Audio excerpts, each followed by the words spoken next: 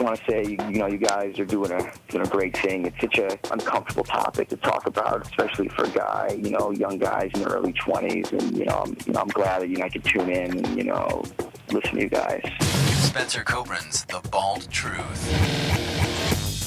Hey guys, welcome to the broadcast. Phone number is 888-659-3727. Great to be here. Joe, listen, do me a favor. Next time you choose to use AI to make me look like a chipmunk who's been smoking for like 30 years, ask me permission. Spencer, I know you don't like the photo, but that wasn't AI. You sent that to me. Oh, that's right.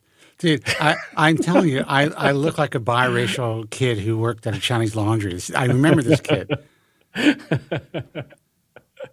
I like how it gave us a smile and we're thumbs up though. Like that was perfect. Everything's fine. Jesus, it eradicated all my orthodontic work. Guys, the phone number is 888-659-3727. It is great to be here. What's going on with my mic? Is that going to fall off? Let's hope not. We were live doing the broadcast going into our, I don't know how many years is this now? Let's see, 1998, 2000, the 28th year of this broadcast. Which is kind of interesting as we see the internet evolve, as we see the industry devolve, as we see, what's happened over the years with podcasting. You and I continues to do a live stream, which is not easy. No. Most people don't have the balls to actually stream live because I don't pay a call screener. I don't have a producer. I'm a one-man band doing this. Someone calls in, we have to handle that shit. That's just the way that it is. And I like that. I was going to say, I like that. Like I like the fact that, first off, if someone calls in and they want to give us some shit about something, that's just good radio, as far as I'm concerned. That's good stuff. That's fun.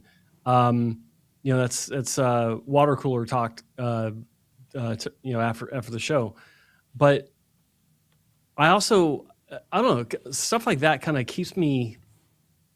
I don't want to say grounded, but I just think it keeps things real. Well, I think it's good for my old brain, to be honest with you, because it keeps me on my toes. Just record something. Like, okay, I was recording a podcast yesterday with David Anderson, which, by the way, total natural, great interviewer. I mean, I was a little surprised that he was asking me about my personal life. It was like I was on a dating app or something, but it's fine.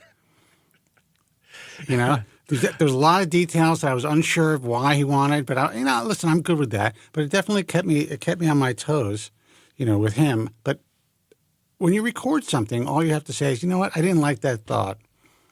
Can we start again? Ask me the question again.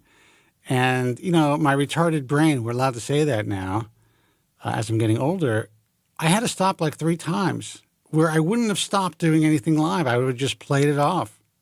You just say, Joe, take over. And, I would have said, Joe, take over, or I would have just said, oh man, I can't think right now, or Jesus Christ, I got no sleep, or whatever. I actually didn't get any sleep yesterday, but I found it interesting. You're a different person when you're recording as opposed to when you're live.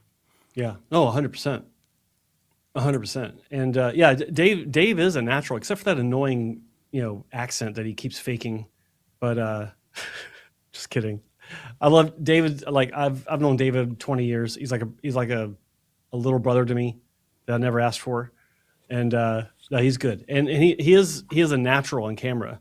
He also has a great voice. He's a very natural. He has a very good relaxed tone about him that puts you in a relaxed mode. And he understands my dry sense of humor. You do too, but I'm saying most people don't, or some people do. People who appreciate me do. People I've worked with or have done interviews with, whatever, they don't necessarily get it. I think some of them actually feel insulted sometimes. But he does have that dry sense of humor, and about 12 years ago, he called me Ironside because we were talking about how I never stand up. Now we both couldn't That's think a good reference. We both couldn't think of Ironside. He's like, who's that detective in the wheelchair? I'm like, was it Cannon? It wasn't Yeah. canon. We couldn't think of it. But he introduced me to the existence of Ricky Gervais 12 years ago. Oh, really? Before he even got big in the U.S. or anyone even knew of him in the U.S. And he gave me, I downloaded some shows that he had. He gave me, but he was showing me when I was at his house, and I was just pissing myself laughing. And that's what I mean. I already knew he had a good sense of humor before then because I already knew him. But that was a great moment or a great memory in my life when I was first introduced to Ricky Gervais. Yeah, And, I mean, yeah. The reason, listen, I love doing the live show, and doing something recorded is a lot easier, like I said. But it was interesting to do it with him because he understands the industry. He knew what questions to ask. There was no self-promotion. It was just really just interesting conversation. There was some personal aspects to it, like I said. He wanted to know more about me because, look, I know Dave for years, but we don't really know each other. I met him once in person, so he knows I have legs. So that, Exactly. Yeah. And, I guess part of my point is it was both enlightening and, what's the word that I'm searching for, Joe? Refreshing. To speak to somebody that wasn't just, listen, when I'm interviewing with it, whether it's someone in the media or whatever it is, the questions are so ridiculous, or they expect me to pimp something out, or they're pimping something out. This was just a good conversation that is unusual in this format, except for when we're on the air. And he has original thoughts, original questions, and so good. I'm glad it went well. I knew you guys were doing your recording yesterday. I mean, listen, for all I know, he's going to cut this thing up and he's going to make me look like an evil son of a bitch, like everyone else tries. Who knows? He did me, so But I did figure out some of the technical issues, except I wasn't able to use my mic, so I'm just going through my MacBook mic, but it's fine. What's the difference? Yeah. Still smooth as a mother effer. So listen, I was sent a new opening from Common Law, and I'm considering it. I want to know your thoughts. I'm just going to play it on my phone. Okay. Hold on. I'm waiting for this to be a joke. Through my mic, and let's see. I just want to see if you like it. A day in the life of a man bald, and I wake up and check my sheets to make sure my head paint didn't bleed. I take a shower, I look in the sink, I count 1, 2, 3, 4. I hate that I even have to count anymore. For 40 years, I don't know what to think. I never thought so much of my life would be spent at the sink. I take a pill to help me keep my hair, but even so it falls, and it's not all that fair. People say hair loss. It's a long one, but it's good. That's long, yeah. That's not the open. But So it's close. So did she make that, or is that an actual release? She made it. Okay. I like it. Yeah, definitely not for an open because it's too long, but I dig it. Yeah. I screwed that up. I asked her to send it to me, and I'm going to ask if they have if she has the open. Well, whatever. Yeah, I'm sure it's good. She's so talented at whatever she does. But no, that was cool. I dug that. I like that. How about you guys in the chat room watching? What do you guys think? Did you like that? Let's see where is that? Broderbond 60. I can't stomach 1 second of rap. Okay, well there you go. Dude, then you're listening to the wrong broadcast. Phone number is 888-659-3727. We are live from Los Angeles. Go ahead. He says, I heard Kobren's name mentioned favorably on William Gonnitz's podcast. That's awesome. Well, why wouldn't nice. it be? Let's face it. I've been doing this for a long time. Anyone who is saying negative things about me or Joe at this point, they're old school, brother. They've tried to cancel us years ago. We've just survived all of that, and now people recognize, look, we've had the same message for almost 3 decades. You can't battle it. You can't fight it. You can't say anything negative about what we do. Anyone who takes the time to actually listen to and watch the consistency of what I do, what Joe does, they can't believe the false narratives that these actually evil criminals have put out there online over the years. That's nicely said. But yeah, That's what I do. I was thinking about this the other day. I'm a wordsmith, apparently. It's nice, there's, I don't know if there's a saying or some sort of cliche that addresses this, but when you're telling the truth, when you're talking about facts, you can do so freely without having to worry about what you said in the past, because you don't have to worry about being, caught up in a gotcha moment. Well, you said this at one point, now you're saying that. So, what's with the contradiction? And that's really common in, when you especially with politicians, but when you're talking about people in the public eye, or that are, in front of the public, it's easy to catch people in contradictions, because very few people are honest about what they do in any industry. But especially in this industry. Look, this industry is crazy, but what's interesting is for years, people essentially made up complete narratives about what I did, what you did. That's just the way it is. I used to laugh, especially at the beginning, when there were doctors who were rejected from the organization who were like, well, that's just a pay-per-play situation, and we didn't want to pay. I'm like, oh, so let me get this straight, especially at the time. You didn't want to pay like $20 a day to be highlighted in an organization that's getting a tremendous amount of play online, especially when we first started, and on national radio? Of course you would. That's a ridiculous statement. You can't make it. You suck at what you do, or you've been rejected, or you're going to be rejected. That's the reality. And that narrative was carried on by, people who thought they were competitors of mine over the years. And these nasty, narratives were created. But as I've watched that and have had to deal with that over the years, it kind of it's almost like the Streisand effect. It actually is. The more we were talked about, the more negative stuff that was out there, the more positive stuff happened in my career, in my personal life, and the way we've been able to grow and maintain what we've maintained all these years. Mm-hmm. So, I'm sure these guys, it's funny because there are some guys that really try to cause a lot of shit over the years who've eventually asked me for a job or reached out to me to work with them in some capacity, which I found fascinating, really. The fucking balls of people. The short-term memory of some people. Yeah. But I'm always nice. Oh, I didn't mean that. I was just messing around. Yeah. Hire me. This one guy contacted me.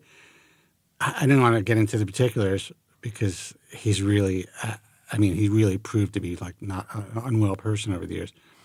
I was just like, the way that he led the conversation was like, look, this isn't something, I don't know if he used the word nefarious, but, this isn't underhanded. I just want to say, congratulations on all your long-term success and everything. And, I had this idea. I'm just like, Jesus Christ, these people are insane. Mm. Guys, the phone number is 888-659-3727. I'm looking for this original one that was shorter that I thought would be a good open, but, I'll play it later. In the interim, we should probably take a phone call. Yeah, let's do it. Let's see who this is. Hey, you're on the air. Who's this and where are you calling from? Hey, this is Pat from Arlington, Virginia. Pat, what's happening, brother? What's going on? Not much. I wanted to run. I was just curious if you guys had thoughts on Zion Health topicals that I've been, seeing some videos and things about how they should go less systemic than other topicals, and I just thought it might be something when I've seen some doctors about getting limited benefit from years of finasteride of upping the dose, and I was thinking of maybe adding the Zion Health topical to kind of get a little more boost without, getting more systemic. I'm going to let Joe field this initially, and then I'll give my opinion. It's a good question. So you're talking about maybe adding it to your current regimen of taking oral finasteride. Yes. Okay. And are you taking generic or are you taking name brand Proscar or Propecia? I've done both. Right now, money's a little tight, so I am taking the generic. Okay. And believe me, to get the money tight and looking at Zion Health for $100 and some is. Yeah. It's good. Yeah, that's a good point. Yeah. Well, I mean, all that aside, I think that, it's not a bad idea only because you're already like, whatever you're going to take orally, if let's assume that you're sticking with the name brand and, you'll go back to it when you can. I don't see a problem with it. But I can tell you this, like, in just full disclosure, I don't have a professional relationship with Zion Health. I have spoken to them about a year ago, I think, or a year and a half ago, about working together. It never came together as far as an actual relationship. But I was actually there when it was before it was even formed as a company called Zion, because Dr. Hassan got the idea to create this topical back when topicals weren't really a thing for finasteride. And he did have, in the pharmacist he was working with, they did have a unique way of approaching the issue of systemic absorption. But it's not 100% successful. And I say that because patients have come back and said that they still get side effects. Now, in my opinion, I don't think it's as systemic as oral, obviously. But there's just always going to be those patients where no matter what you do, even if they just think about finasteride, they're going to have side effects. Like it's inevitable once you get the numbers out there. But if you want to do that, I don't see a problem with it, but don't just try it and stop it, try it and stop. Don't switch things out without really thinking it through and sticking with it for the long term to see how it really benefits you. Obviously, if you do get side effects, then consider backing off. But if you're in a situation it's like, well, it's not adding any sort of benefit for me, don't discount it so quickly. Give it 6 months minimum, maybe a year, and see what that does for you. I have a question for you, caller. A little background. So how long have you been on finasteride? Almost 20 years now. Okay. And so for those 20 years, for the most part, did you feel like you were able to maintain your hair? No, I think it's helped, but no, I've definitely, it's progressed significantly over those years. Yeah. And how often did you switch? Did you originally start on brand name? I can't remember, but I would say I was on brand name for several years, and then I did Avodart for a couple of years, and ended up switching back because I was, having a little more libido type issues with the Avodart. Okay, so when you switch back to finasteride after Avodart, and during that process, did you notice any change, any shedding? Did you kind of take a few steps back before you were able to stabilize again? No, I didn't notice any difference. I mean, my hair has continued, to thin. I think I think the medication has certainly helped slow it down, but it's definitely progressed.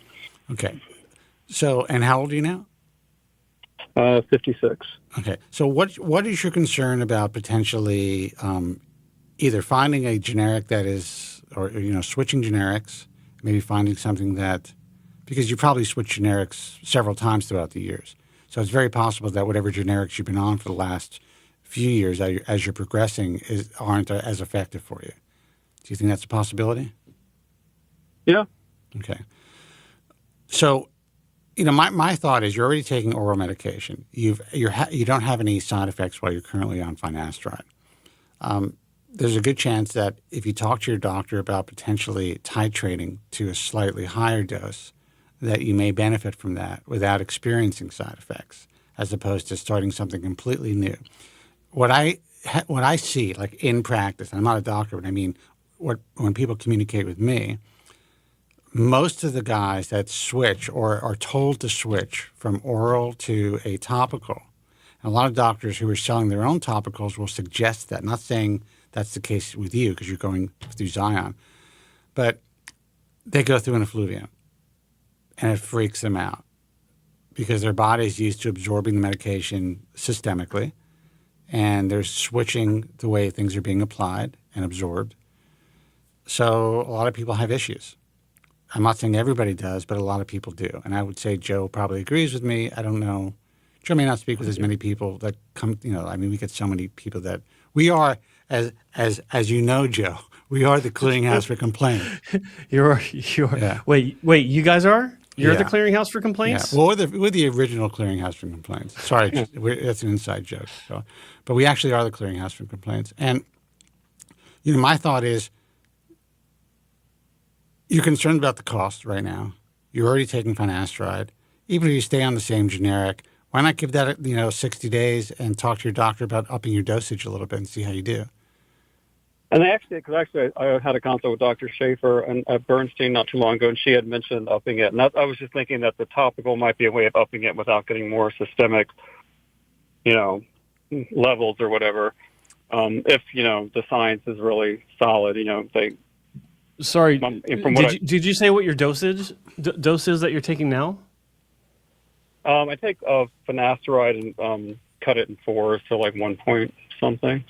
Okay.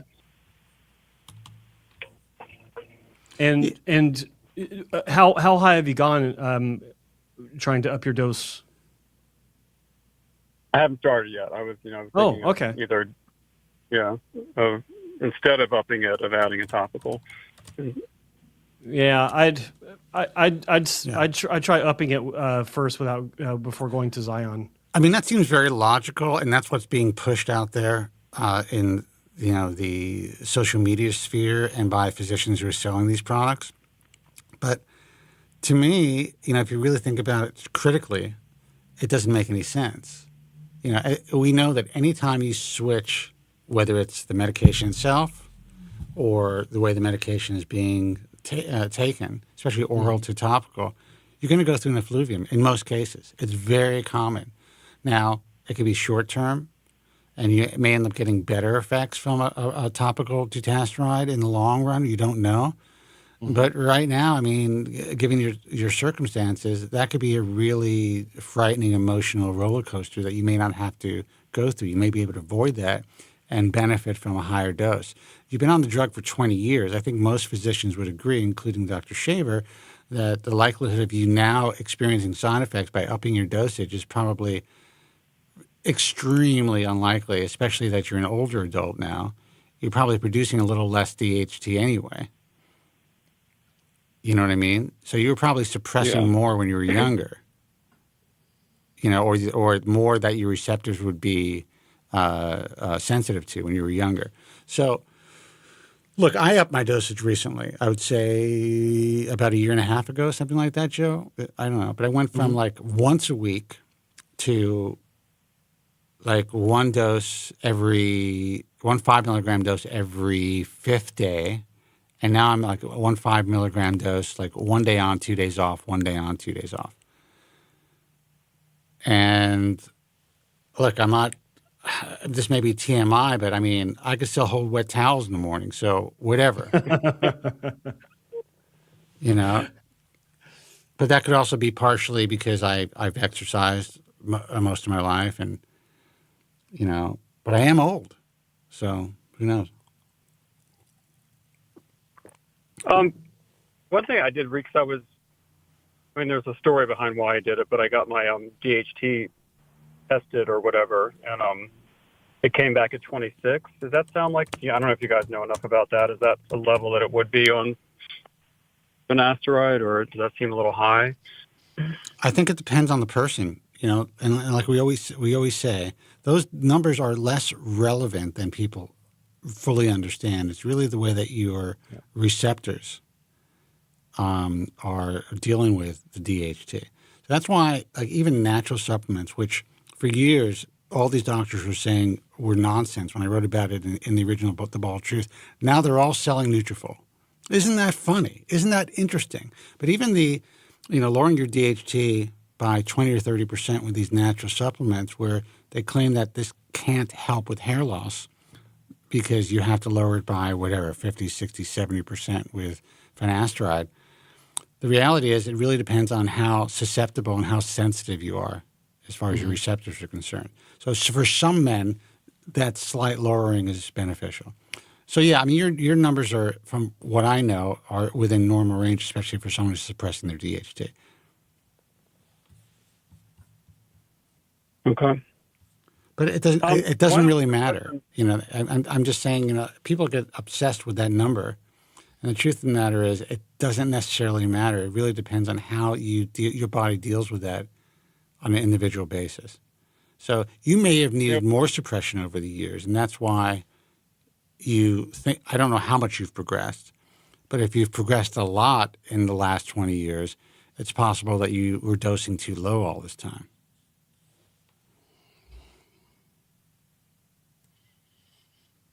Does that make sense to you?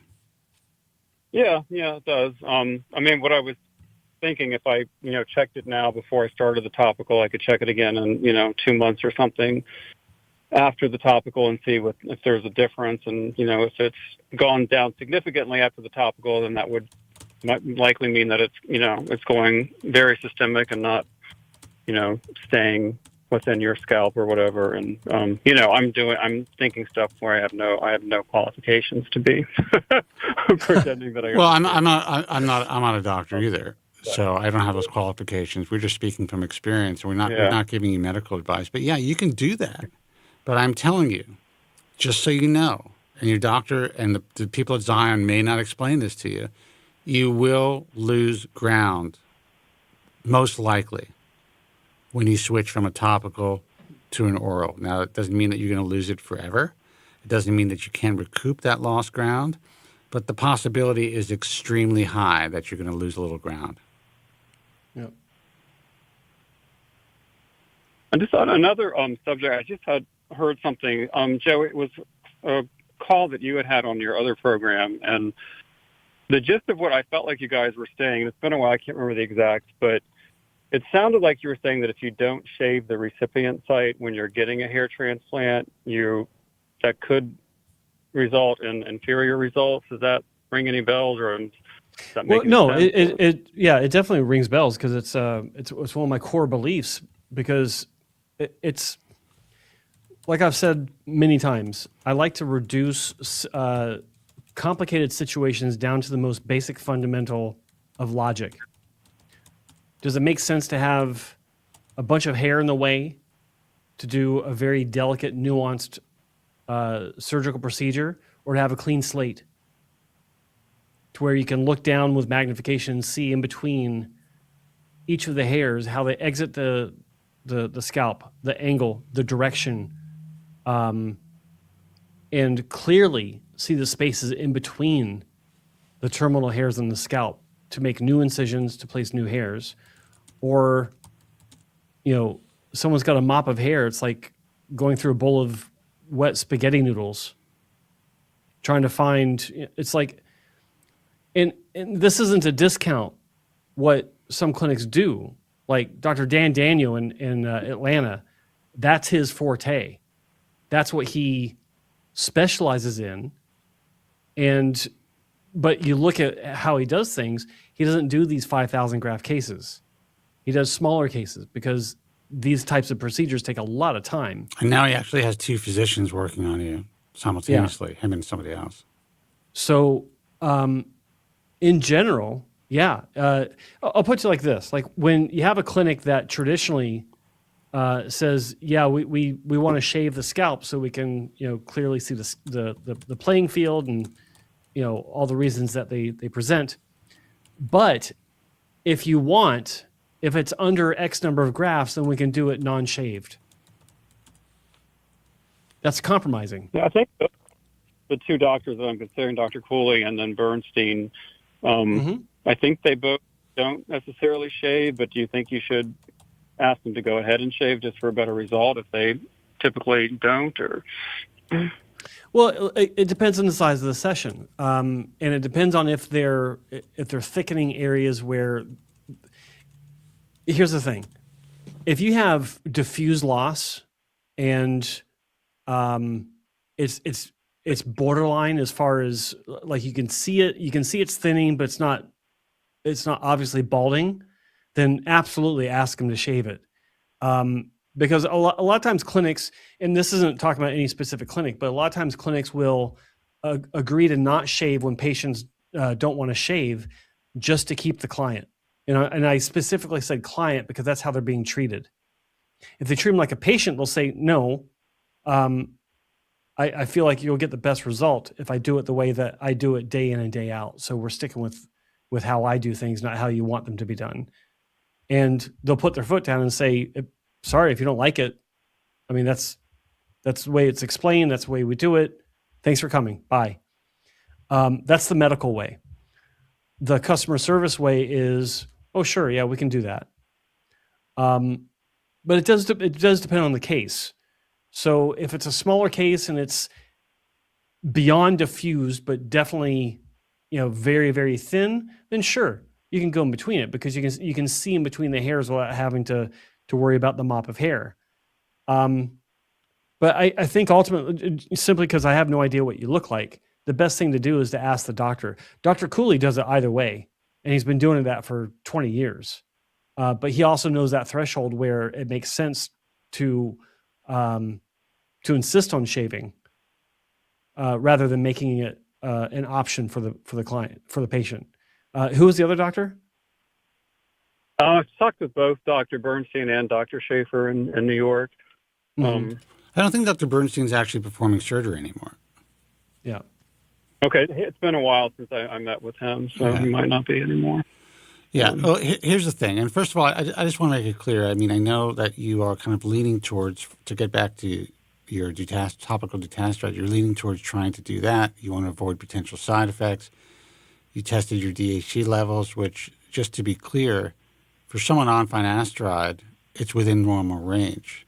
You probably want to be between about 10 and 30.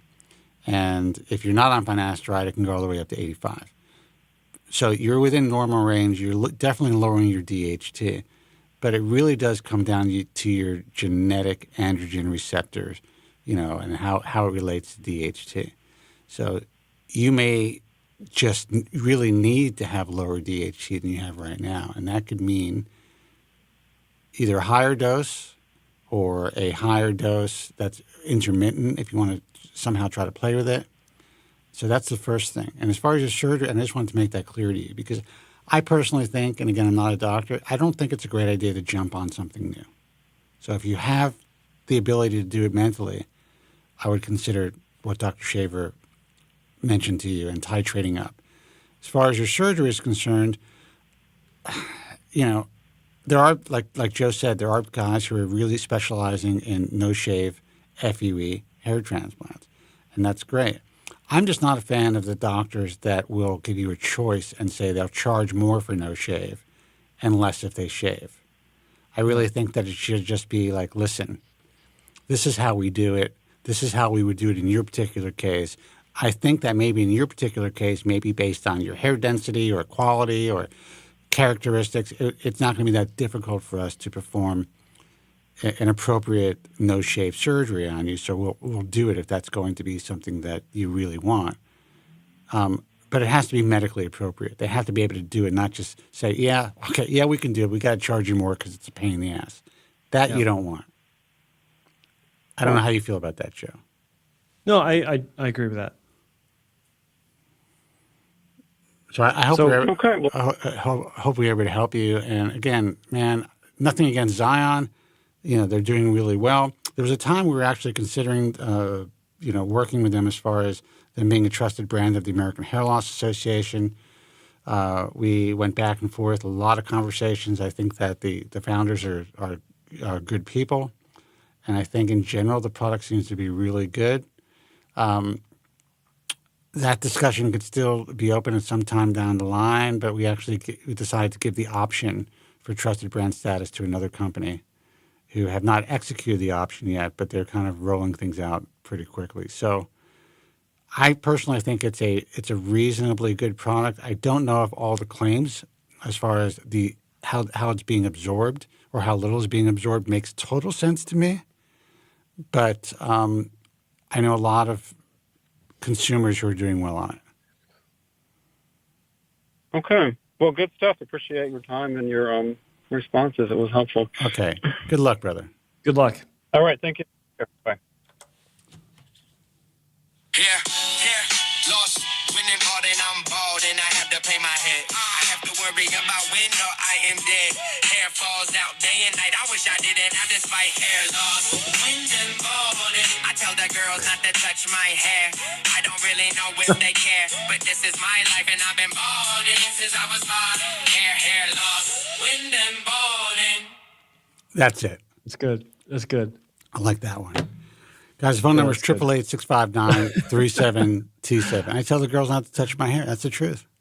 Yeah. I like it. What a world, man. What a world we live in now. You can do anything except grow hair. I put myself in London and New York all within the course of 24 hours. It's amazing. You made me look like a biracial kid who works in a Chinese laundry. And that's exactly the prompt I gave it. I know. It's perfect, actually. Let's see who this is. Hey, you're on the air. Who's this and where are you calling from? Hey, it's Anthony calling from Albuquerque. Anthony from Hey, Albuquerque. Anthony. What's happening, brother? Not much. Man. Appreciate the show. Thank you. The reason why I'm calling, just to kind of give you a little background. I kind of been dealing. I'm 52 right now. I've kind of been dealing with. Started losing my hair when I was about 17. So this goes way back to the 90s for me. And Spencer, you'll appreciate this. But back in that time, all that was there, I remember I was a busboy at the Olive Garden and those old infomercials late at night with Robert Vaughn and the Helsinki formula. Helsinki formula, brother. That's right, baby. The Helsinki formula, man. Yeah. You know, I was spending that my was tip money on that. That was the original. You know those handheld rubber massagers that every product is selling now. They were the OG, brother. Oh wow! Okay. You know they invented that. Yeah, I bought it all. I used it all. Yeah. So yeah, I go way back to that because I could never do minoxidil or Rogaine, the topical, because it was just too irritating on my scalp. Then I read your book in about '01. That turned me on to Propecia. So I was on that. That kind of like stabilized things for a number of years, and then I got on dutasteride. You're welcome. In about '06. Yeah. No, good book. Thank you. And then '06 basically was stabilized for years on just the dutasteride. So then fast forward, I kind of got the marriage and kids thing late in life. So in my 40s, I had kids. Basically, in an abundance of caution, just got off the dutasteride, lost some ground. And then kind of experimenting with other stuff like LLT, then got back on the dutasteride because I never really had side effects from it. And then kind of made a mistake recently, and then I kind of just did the kitchen sink approach. So, yeah. So basically in January, I got on 5 milligrams oral minoxidil, dutasteride, and LLT therapy, and I never really had a shedding problem, but I don't know if you guys see this a lot. It's kind of a weird thing what I'm seeing. I don't see a shed per se that, when I wash my hair in the morning, there's a lot of hair coming out. But I noticed since I've done the kitchen sink thing, my hair, it seems to be receding a bit more, but my hair's thickening at the same time. So I don't know if that's a good thing or if you can see kind of like loss and progress at the same time. Does that make sense? You can. It does, sure. I mean, the good news is that you've seen progress. And you're not going through a shed. And it's just very possible that for some reason your hairline is synchronized slightly differently or, who knows? I mean, because you're throwing the kitchen sink at it. Right. I mean, which was a mistake. So, I kind of get that thing, well, oh, man, maybe I should pull this and take this off. But I know since I kind of took that dip, everything I've read is like, okay, you're doing this. You need to do this at least for a year. Because you're in it for life now, brother. Yeah. Yeah, you're committed. Right. There's a very I think she's a either first generation Russian American or maybe second generation. She still has a slight accent, but anyway, she's a well-known dermatologist influencer, relatively young, probably early 40s, and she talks about throwing the kitchen sink at hair loss. And listen, God bless her. She's very successful. She's does all the podcast circuits. She probably has 1 million followers or more. But that is the type of information that I think could be really damaging to people. So, Right.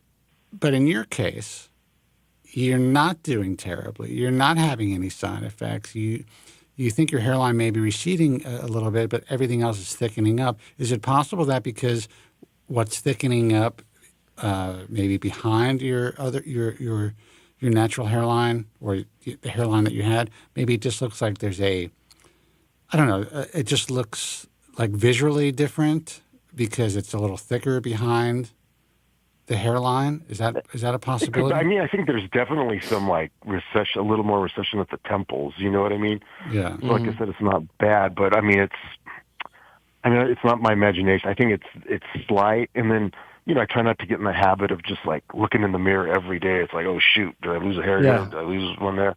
You know how long have you been on this stack? The stack since my birthday, January 29th. So we're talking a little over 2 months, right? Yeah.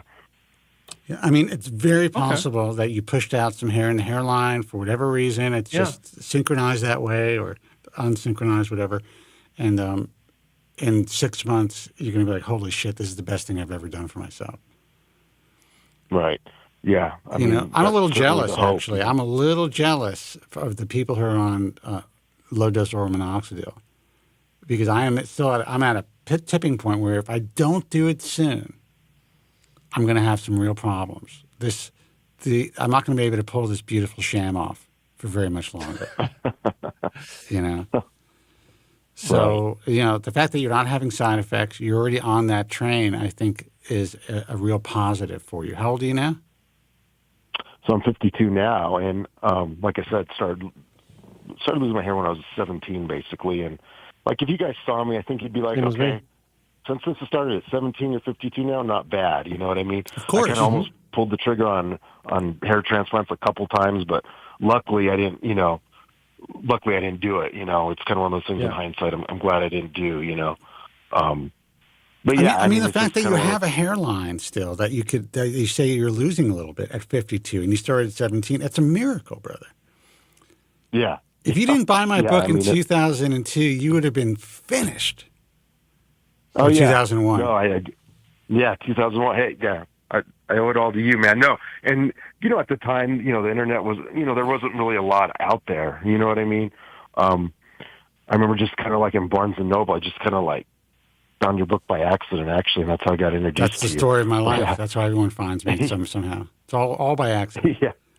Dude, when I was in the bookstores, when the books were first published, the first edition, the second edition, it was on the bottom of a Men's Health tiny section. You it looked like a pamphlet compared to these other books, and it was really the only hair loss book in the bookstores at the time. Right. So the fact that people found it's a miracle. I'm glad you did. Right. Yeah, and then just to the book, I know I read it a while back, and I know. Maybe correct me if I'm wrong, but maybe your opinion or you've had some changes, but I know you had kind of advocated for some holistic or herbal approaches. And is there anything from that book that you would say, nah, cross that out, but now you'd say, well, actually, no, this would kind of be a good part of a regimen. You know what I mean? Okay, I would tell you copper peptides. Mm-hmm. That's out. The Miracle of 5 stinging nettle. The Miracle of 5 RU58841 that was being investigated and it was on track to be approved back when I was writing the book. Cross that out. I don't think you're correct about stinging nettle. I still believe in that stuff, but Joe, the reality is.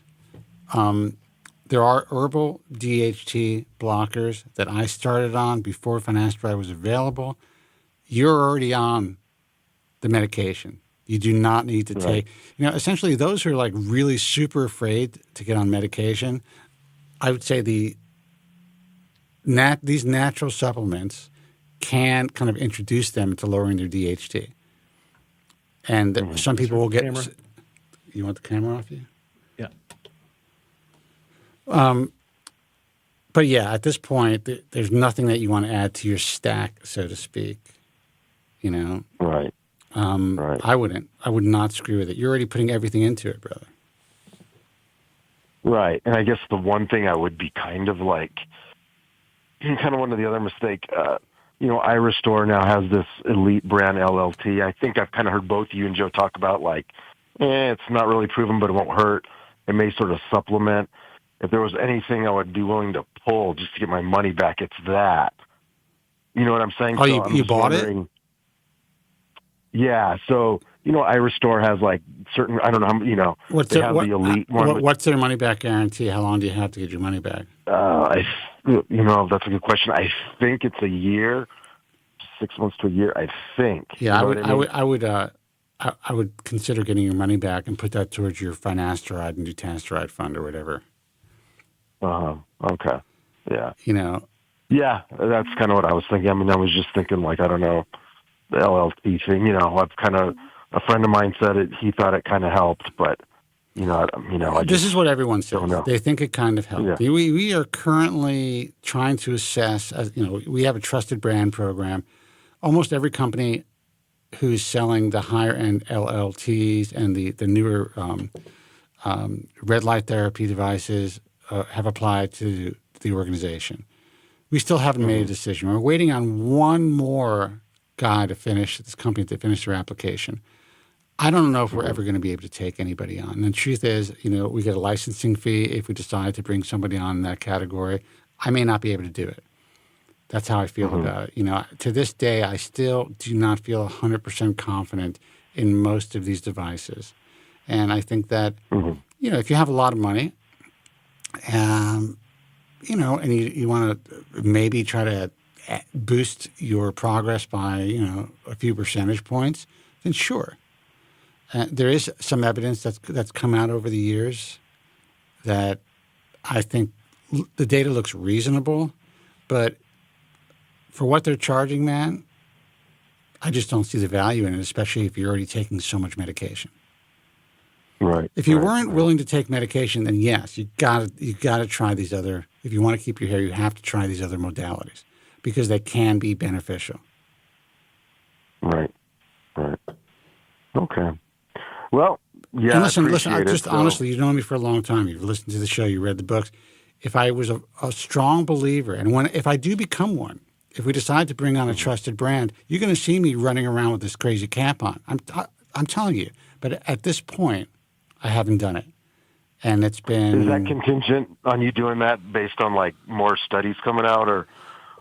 Well, there's one company that actually has some reasonable studies that there's also some claims that their particular device may be affecting DHT in the scalp.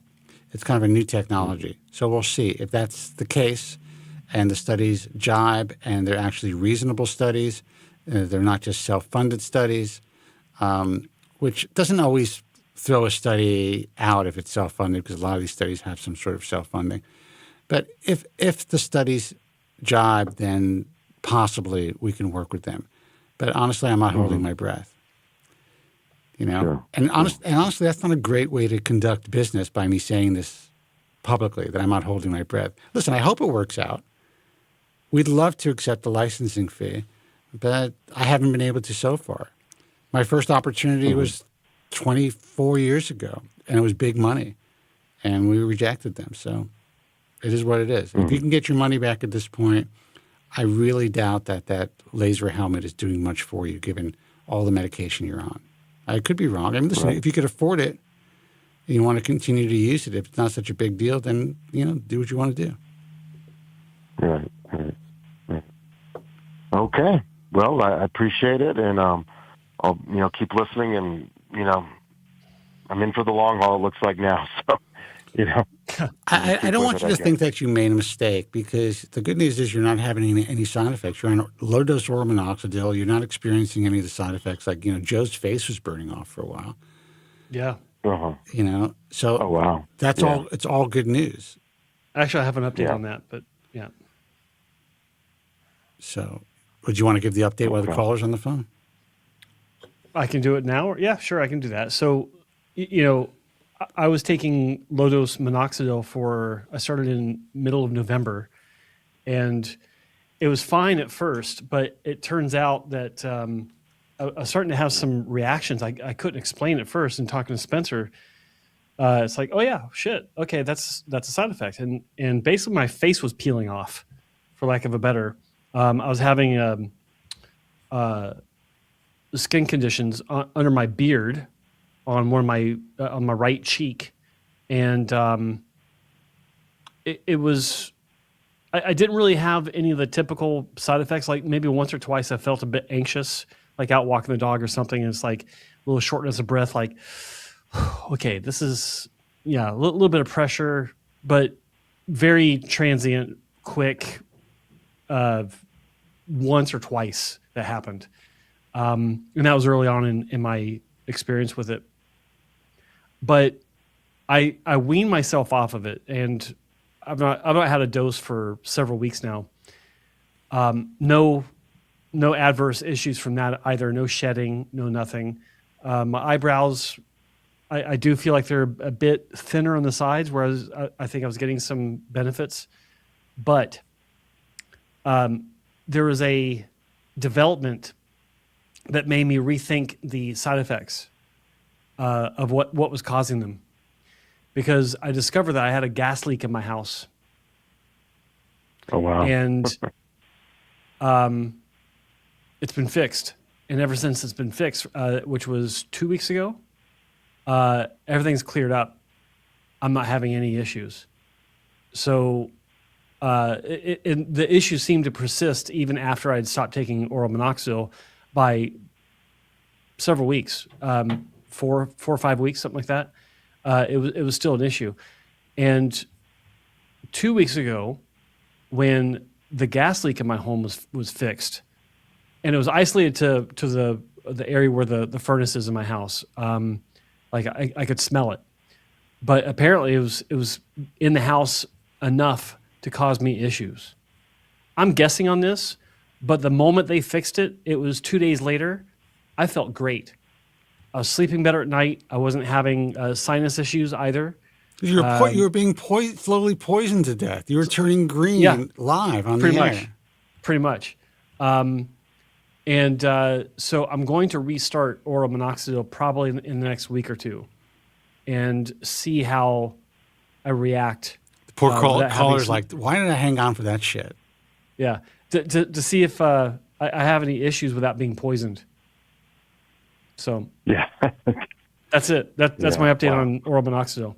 Anyway, my side effects might have been caused from a gas leak. I apologize for suggesting that he tell the story while you were on the phone. But listen, I wish you the best of luck, and I think you're going to do fine. I have no crystal ball, and it sucks that you think you are losing some ground in the hairline. The good news is everything else seems to be getting better.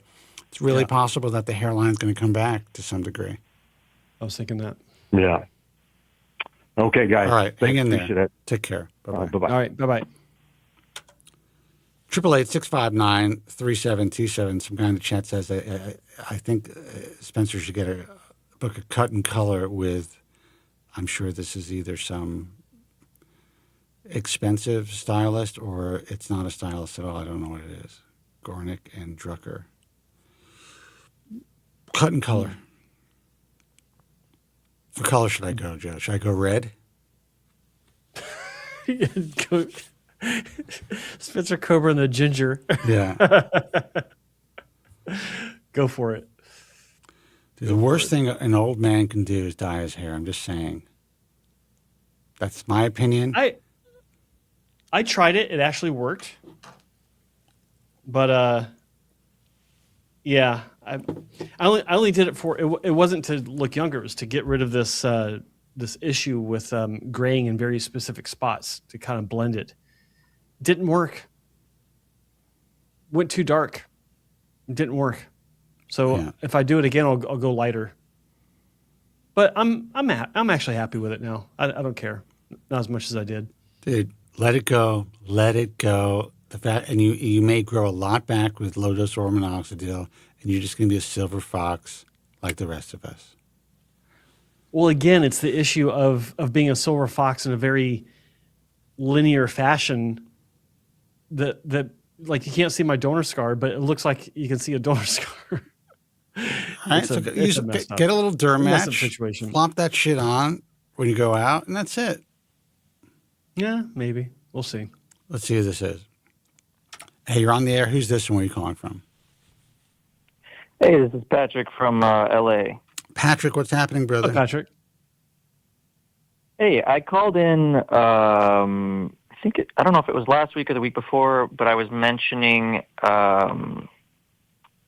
that I recently added, as per Dr. Keen's suggestion, I added back in topical minoxidil on top of my oral stack. And I just wanted to report back that it seems to be working. Really?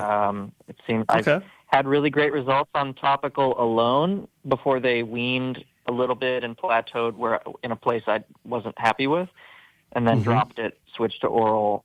Oral made everything thicker, but not quite the very front to the level that the topical did. But it seems like I'm kind of getting best of both worlds, and that it's sort of I'd like to imagine that the oral medication that's already systemic is kind of supercharging the topical, and it's kind of synergistically working since it's essentially the same ingredient, more or less. Well, if you're improving, why even worry about the mechanism? If you have no side effects, you're improving, and you're willing to slap that shit on your head every night or twice a day, you win. Yep. I mean, I had no idea if it was going to do anything after having gone through like a full several years on it and then dropping it and then going to the oral. But I'm very excited to see that it's kind of more or less picking up where it left off, but just also now with the foundation of the oral medication. But yeah, I think last time I called, I had like just started that, and had also had a consult with a doctor that didn't think it was going to work. So I'm now, extra happy to. That. Now, you've had transplants before? Did I remember correctly? No. All right. And were you considering getting a transplant before you? I was considering it. Yeah. I was considering it, and Dr. Keen was very in line with my thinking of trying to max out all of the medication options, like to its fullest extent before ever considering surgery. So I just wanted to even just connect with someone in that space and in that profession, and that's why she's one of the good guys. Yeah. Such cares about my well-being, and that really went along. She's a real doctor. Sure. Like she's a doctor in the truest sense of the word, where she actually is in it for patient care, and that's I've always loved that about her. So good. I'm glad she gave you some good advice. My question is, what else is in your oral stack? Are you taking finasteride, dutasteride? What are you doing? Just 1 milligram finasteride that I've been on for like 7 years. Been super stable on that. It's just been like minor fluctuations in the front. Propecia? Generic, but the same generic brand all 7 years. Good. Yeah, write that shit down. Take pictures of the box, and don't let anyone change it for you. Yeah, serious. They did swap it on me once, and then I got a request to exclusively have it be Aurobindo. They did swap it on me once, and I returned with a baseball bat, and they haven't changed it since, oddly. Yeah, and then they went real quiet after. Yeah, exactly. No, that's good. Good for you.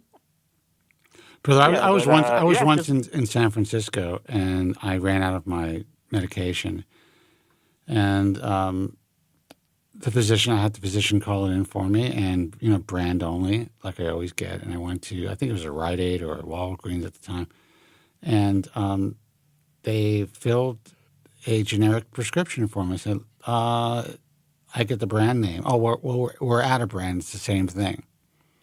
And I'm like, no, it's not the same thing. I had them call a different Walgreens or whatever it was a chain, and ask, basically we had to search all of San Francisco to find brand name Proscar. Found it, had to drive all the way across town. It took like an hour in traffic or something to get it because I didn't want to pop a single generic. Yeah. And Andrew Zarian will never let me live that one down because he was with us. Yeah. So. Didn't you have dinner plans or something? I actually think we had to catch a flight. I'm like, you know what? F that. Yeah. I'll reschedule. That's good. I'll spend another night at the Ritz. I'll get you a room, whatever it takes. I'm going to get the right pill. That's how I feel about it.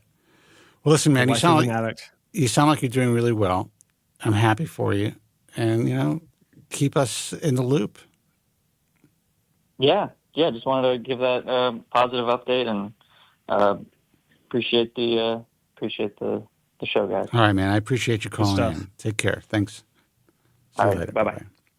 888-659-3727 is the toll-free number. This is a call-in show, people. We take your calls. That's what we do. That's what's different about this. This is a different type of a broadcast. Let's see who this is. Hey, you're on the air. Who's this and where are you calling from? Hello, Spencer. Dante. What's happening, brother? How are you? How you guys doing tonight? We are doing pretty good. I can't complain. Did you hear my minoxidil update? You've been asking for that. Actually, I'm still in my office, and I had to take a phone call, so I had to put you guys on mute, so I didn't hear, but I'll go back and listen. But I didn't, but I'll go back and listen. Yeah, please, don't make him repeat it. So what's going on, Dante? A couple of things came to mind. Joe, the other night I was on my phone, and how the things come up on your phone. I saw you smacking like 4 or 5 guys walking down the street, smacking everybody around. That's a goddamn new clip, right. I guess. Is that a new clip? Yeah, I think it is. Yeah. Right? Yeah. That was funny. Yep. That was good. I tell you, you look great in there. You look thin in shape. You look really good in that. That video. Yeah, that's a wonderful thing about AI. Except he chooses to make me look like I work at a Chinese laundry. No, I appreciate that, but that is 100% generated with AI. I've been studying the AI angle for over a year, daily, and I've been looking for a way to supplement my content creation with content created exclusively by AI, and last week I cracked the code, and in about I think it took about 2 hours to make the first one, and I was really happy with the way it turned out. Like the first cut before I actually made that clip, I sent a small clip to Spencer to show him what I did, and it was just like, God, like, wow. I was really happy with it. And so I did a second one. And since then, I've run into some issues with some bugs in the particular software I'm using. But there's going to be more of that because there are certain things that I want to get out as far as a message where AI allows me to do it more effectively to get the point across what I'm saying. And, I could do this live. I could have a bunch of people, I could pay a bunch of actors come up and I can slap the shit out of them, pretending to, and do the exact same thing.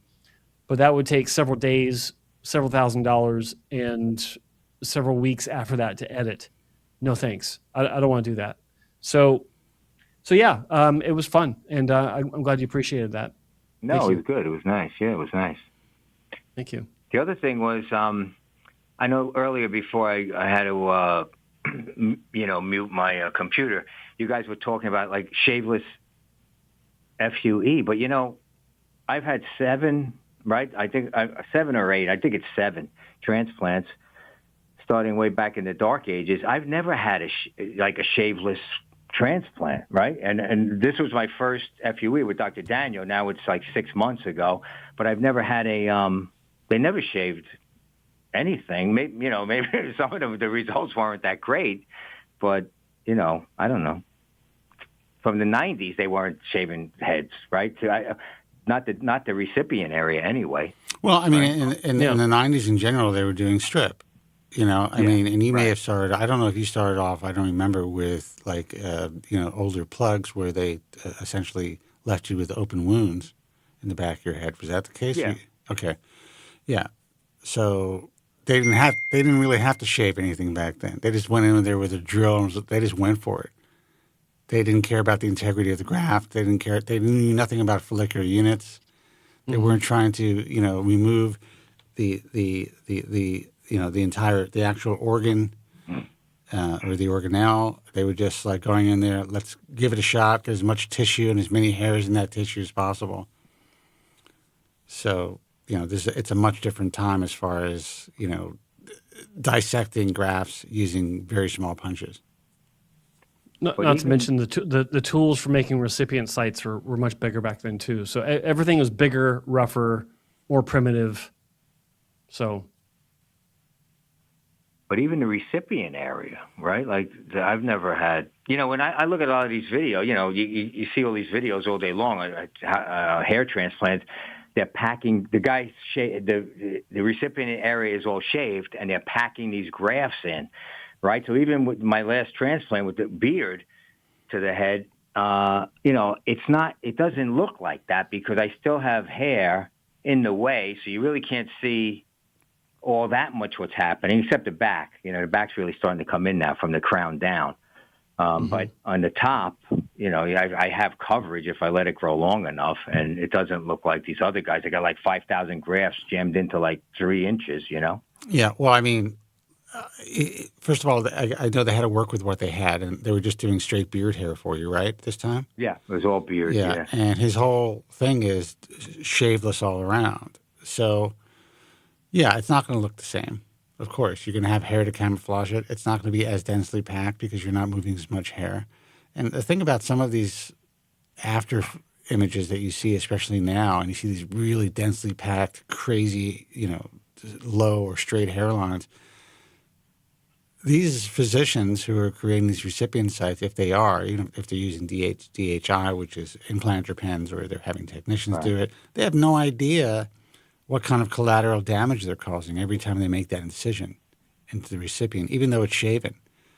It just makes it easier for them to haphazardly, create those recipient sites and implant the grafts without having to kind of go through native hair that's already on your scalp.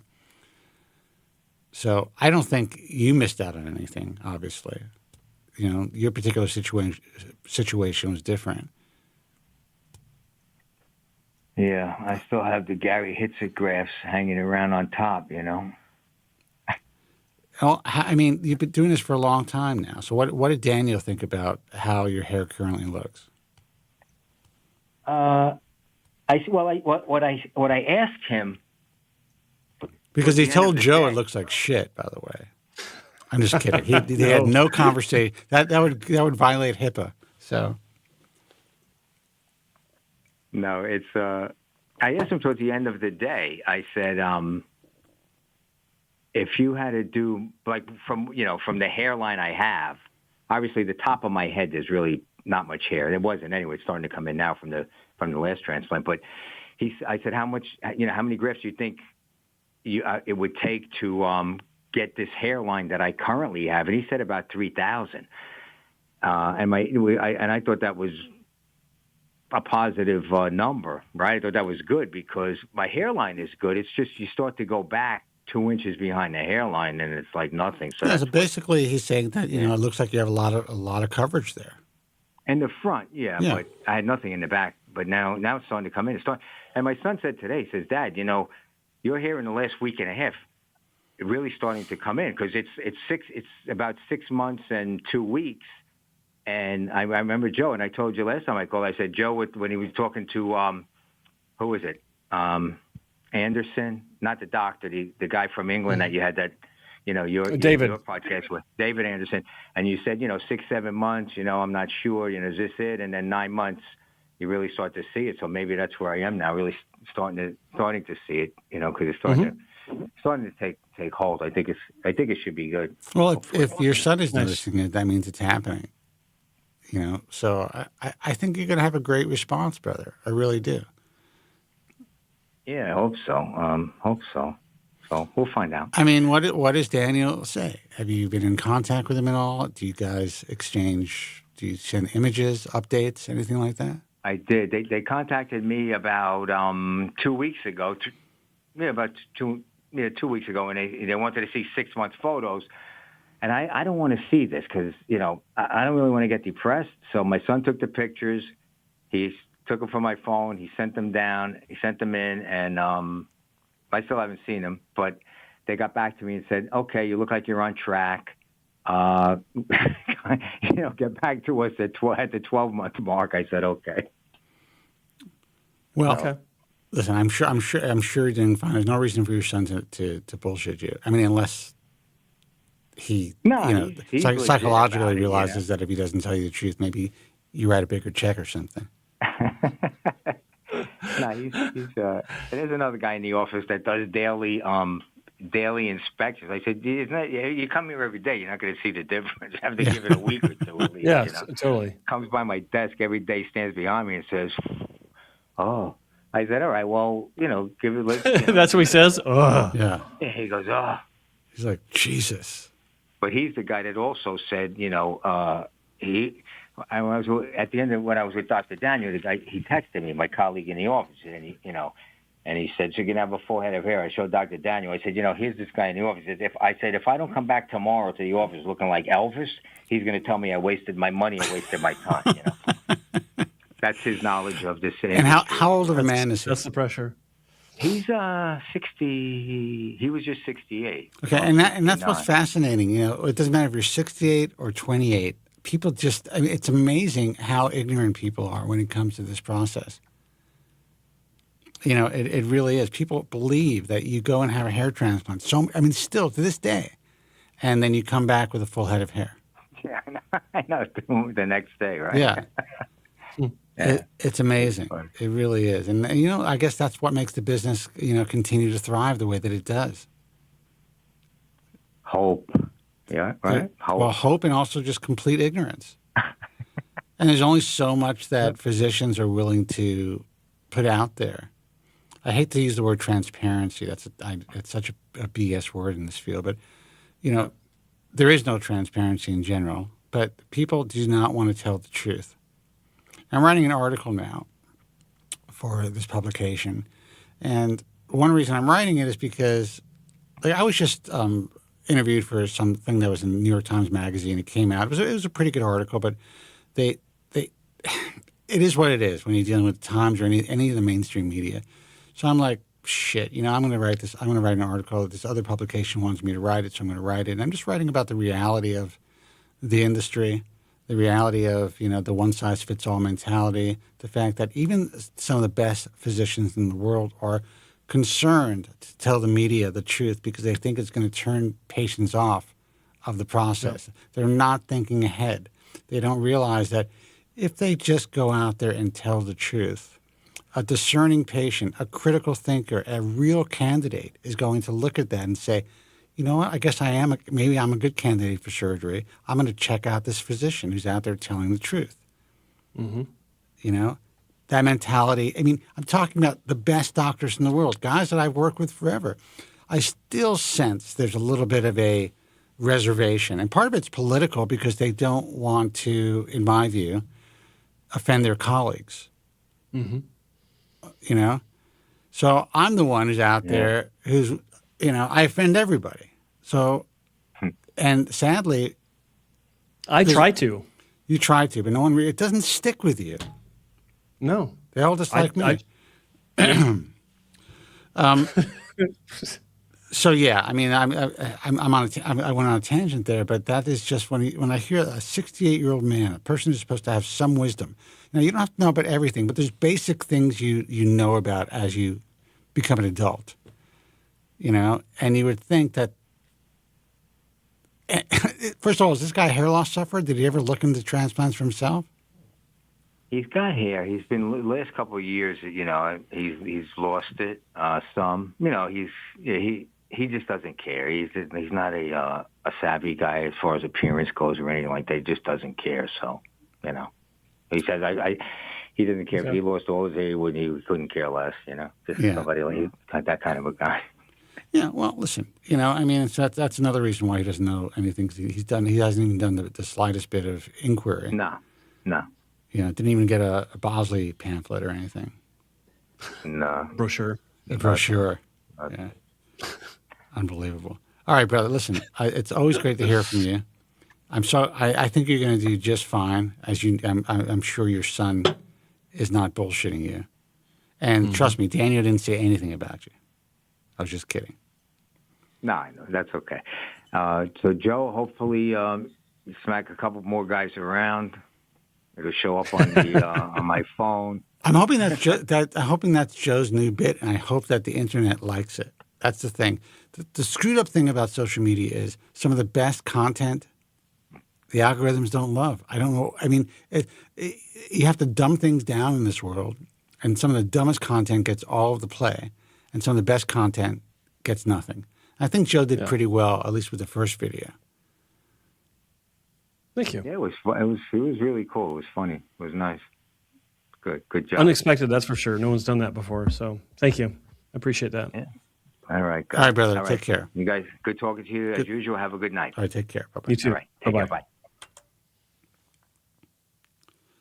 I didn't get one Passover wish last week.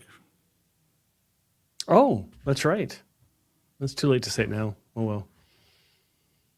No one even knows what it is. Anyway, phone number is 888-659-3727. We are toll free. I've been paying for these phone lines for years. It's so old school. You don't have to pay anymore. I should get some sort of a service you don't have to pay anymore. But I like the sound of the calls, to be honest with you. I like it coming through. It's voice over IP, so it's not like it's coming through a copper wire or anything. But I like using the phone system that I have that's ancient. Mm-hmm. I don't know. It's funny. Somebody suggested that I kind of change my set, turn it into like a Chris Williamson, I think his name is, type of a podcast or Diary of the CEO. And the truth is, I have the room. I could just have somebody come in here and make that happen. But it's turn it into the warm, cozy coffee shop type of podcast environment. Yeah, but now I see guys from Fox News, like Sean Hannity is trying to do a podcast like that. Once that happens, and this is not political, but once the mainstream starts to try to copy these types of podcasts, that's when you're going back to, you got to go back to something a little bit more organic, like we did. Yeah. And to me, as I launch my YouTube channel, which is happening, Joe, you'll see. I told you about the other thing. Yeah. I told you about the other thing. It's happening, right? Yeah. Well, I saw evidence of that. Yeah. I think just me running my board, me controlling everything the way that I do, I could do 2 or 3 shots if I want. That's not a problem. But not having this thing where I'm drinking with somebody, I could drink. But, smoking a cigar or sitting in comfortable leather chairs and all that shit, that's bullshit. I'm going to have people in here. We're going to have interesting conversations just like this. Nothing fancy. What's funny? 15 years ago, this was fancy. 15 years ago, this was like black magic being able to do this. Yeah, it was. I remember, actually, it was,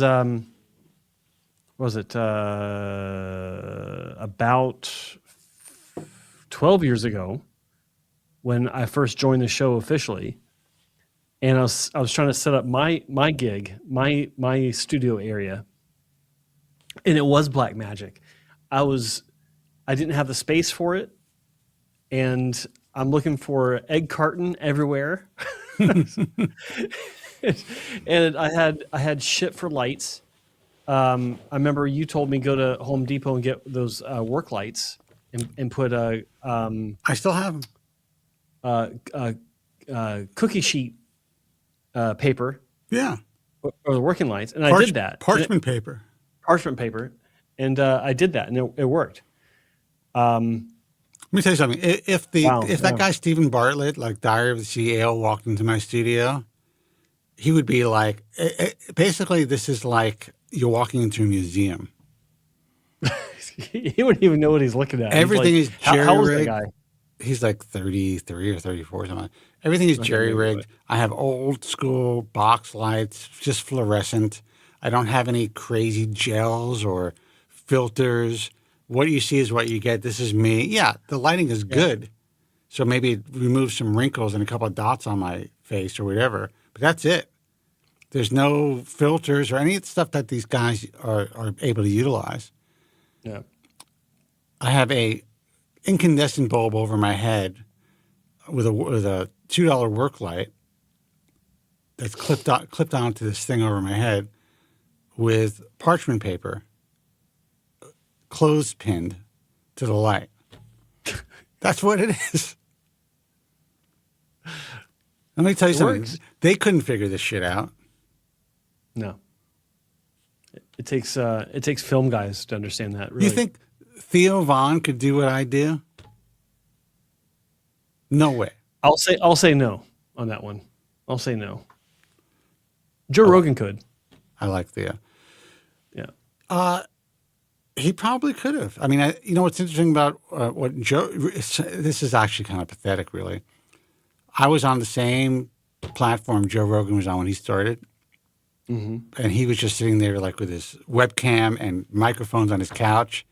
I never forget. Yeah. I don't know if it was Andrew or somebody.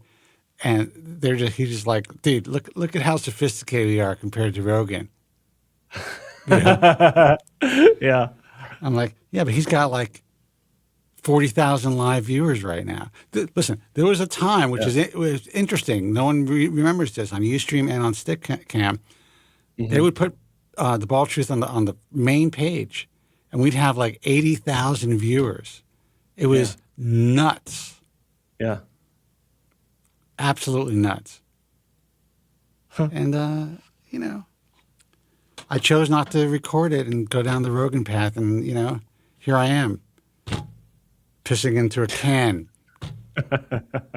handling everything myself. Anyway, phone number is 888-659-3727. Let's see who this is. Hey, you're on the air. Who's this and where are you calling from? Alan Lee. I'm from Philadelphia. I'm sorry, what's your name? Alan from Philadelphia. Alan from Philly. What's happening, brother? Hey, man. How's it going? Hey, how's it going? Pretty good. Good stuff. Yeah, how's your day going so far? So far, it's not terrible. Let's hope you can make it better. Okay. Yeah, you remember me, Joe, right? I called like a couple times. Me? Alan from Pennsylvania. Vaguely, what's your story? Fill me in. Yeah, I had a beard transplant, like when I was like young guy. Oh my God, Alan! Yeah. Holy shit, man! How you been? I remember you. You've called this show, Alan, right? Yeah. Yeah, I did like twice. You're the Asian kid that had the beard hair transplant. There you go. Yeah. All right. So what's going on? I forgot that didn't work out initially, did it? So I'm noticing like a Norwood 5, maybe a Norwood 6 diffuse pattern slightly. I've been on meds for like many years and it's been stable. Do you think it's a good idea to do surgery at this point or no? I'm 30 years old. It's not a lot of loss. It's just like diffuse, like slightly. Slightly? No. Never get surgery for something that's slightly. Yes. Like it's pattern, but it's not severe. Yeah. Yeah. I have a question, and Joe just said it, and he answered you. But if you go to my Instagram, I don't know if you've been there, at Spencer Kobren, you'll see I kind of comb through my hair and show it wet and all that stuff. Do you know how many people told me to get a hair transplant or offered me free hair transplants? It's insane. And I still have enough hair to make it look like I have hair in my head, even at my age. I would never get a hair transplant. So if you only have good hair for your age, so yeah. But if you a lot of people your age are like super bald. Yeah. A lot of people who are 20 are super bald. Yeah. That's just Yeah. Joe was like a like the floor of a fucking Florsheim shoe store when he was 20. Yeah. Yeah, I asked like doctors. They said if I do it right now, still having a lot of hair, it might damage the existing hair. 100%. But I guess my point is that a lot of people would look at my hair, especially when it's in certain light, and I comb it, I'm not painting it, and say, okay, you got a lot of thinning all around, it's diffuse, whatever, you have some hair there, get a few thousand grafts, and you'd be all hooked up. Yeah. But I still have too much hair to lose, I believe, and if I ever need a transplant, why wouldn't I save the hair to frame my face? Yeah. Slap a rug on in the back, and you're good. Go ahead. If you see an outline like of a Norwood, like 5, maybe 6 pattern, does that mean you're eventually going to be slick bald if you don't do any medication? It doesn't mean slick bald, but it means that there's potential for it to get much worse in that pattern. Yeah. Yeah, once your hair loss starts, it never stops like thinning, right? Yeah. It can stop, but it's not necessarily going to be a permanent cessation. I mean, everyone gets to a point where it isn't going to progress. I mean, it progresses. In 20s or early 30s, right? Yeah. It can progress, but everyone gets to a point where that progression slows greatly to where you don't even notice a difference for like maybe 10 years. Yeah. That kind of thing. Yeah. But yeah, sorry, what was your other question? What'd you say? Joe, did you when you started thinning in a typical Norwood pattern, right? You weren't diffused? Yeah. Everyone's diffused. When people make that differential, everyone has some. Come on, Joe. Almost everyone has some degree of diffused hair loss as they're receding and as they're getting a bald spot. Some are more diffused than others. So when people say, "I just have a diffuse bald spot," they're balding. Yeah. So you're telling me? Okay. First of all, I need to have an argument with Joe right now. So you're telling me? Hold on, Alan. You're telling me that in general, someone who has a Norwood 3, for instance, 3 vertex, whatever, they maintain a thick amount of mid-anterior scalp hair with no miniaturization whatsoever. It's not thinner than it was before. It can be, yeah. How common is that? I've been Norwood clocking my entire life. How common is that really? I could see. It's certainly a minority. I have never met anyone, one guy actually, that somehow maintained this insane mid-anterior, just tuft, like this bridge of hair that grew long. It kills me when I see guys, and I've seen this several times. I even talked about it in a video years ago, where they lose their crown and they have essentially a full head of hair mid-scalp forward or vertex forward. Strong hairline, strong midsection, like comb through it. It's like, what happened? Yeah. That's one pattern.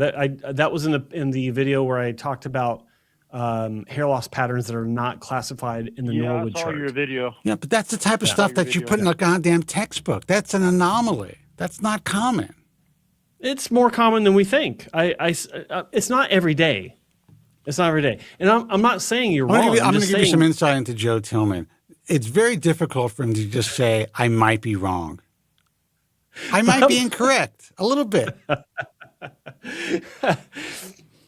So you went from saying that there's no chance to saying, oh, that's a textbook case. Okay. Joe wins again. Right? Ding, ding. Round 1. Yeah, it's hard for me to see a true thick Norwood 3 throughout the life, but that happens. Yeah, that's what I think. Well, that's a different argument. Throughout life, it doesn't mean that later on that the area that's still thick won't also continue, pick up their share of the thinning. Well, so a lot of Norwood 2s that I see that stay thick though. Yeah. Let me tell you something. If a guy like that walked into your clinic You would basically have to call a goddamn meeting. You'd bring up the video cameras. Jerry would be there with his little notepad. I was pulling out the camera for everything back then. Anyway, so my question to you, Alan, is how's the beard holding up? Because you had, if I remember correctly, 4,000 grafts to your beard. Is that right? Yeah. You were like 23 or something? My beard's still developed. My beard was still developing throughout these years, but yeah, it's like really, it's pretty thick now. Yeah. Yeah, I bet. Yeah. Because and I probably had this discussion with you is, even when I was 22, 23, the beard I grew then was a joke compared to the beard I grow now. It's like my beard growing abilities matured when I was about 32. Yeah. So I heard most beards mature throughout their 20s and 30s. Yeah, for most people. Yeah, exactly. So, but look, you're happy with your beard, I assume, that you got. Yeah. So for the hair, just stay on medication until it gets worse, then maybe reassess, right? Yeah. Well, of course, but this brings me to my next question is, have you been assessed for how much donor supply you have remaining? Yeah, they have they say I probably have a little bit, but not a huge amount, but I have left. Yeah. So you're asking about, is it safe to get a hair transplant now that you're 30 and you can see the pattern with a slightly diffused pattern of loss? Does it make sense for you now when I say absolutely not? Because you have a little bit of hair left in your donor. You don't have enough to deal with multiple surgeries. Yeah. You blew your load on your beard. Let's say I had a really thick donor. It still wouldn't be the best option because you're only starting to see it, right? 100%. That's very well said. Even if you had a virgin donor where you didn't have that beard transplant, you still had a virgin scalp, a virgin donor scalp, it would still probably be a bad idea at this point. You don't have surgery for slight thinning. Yeah. Slight recession, that's different because they can there's no hair there, right? Yeah. Yeah, sure. But my question to you is, how long is your hair now? Are you keeping it short? Are you letting it grow to some length that you can style? What's going on? I'm keeping it pretty longer, not super long, probably mid-length. Okay. It hides the thinning. When I have a buzz cut, it shows the thinning more. Well, that's people with full heads of hair. It shows the thinning more, but when there isn't any thinning. Yeah. But give me numbers. How many inches is your hair, on the top? I've been growing it for 4 or 5 months now. I'm sorry? I've been growing it for 4 or 5 months, maybe. Okay, so what, 3-4 inches? Yeah, probably. Dude, that's going to make the greatest clip, probably by the way. Probably 3. Probably 3. Yeah. I'm co-hosting the show with a 12-year-old right now. So there's something I used to talk about, Alan, years ago, called the sweet spot for length. Shut up, Spencer.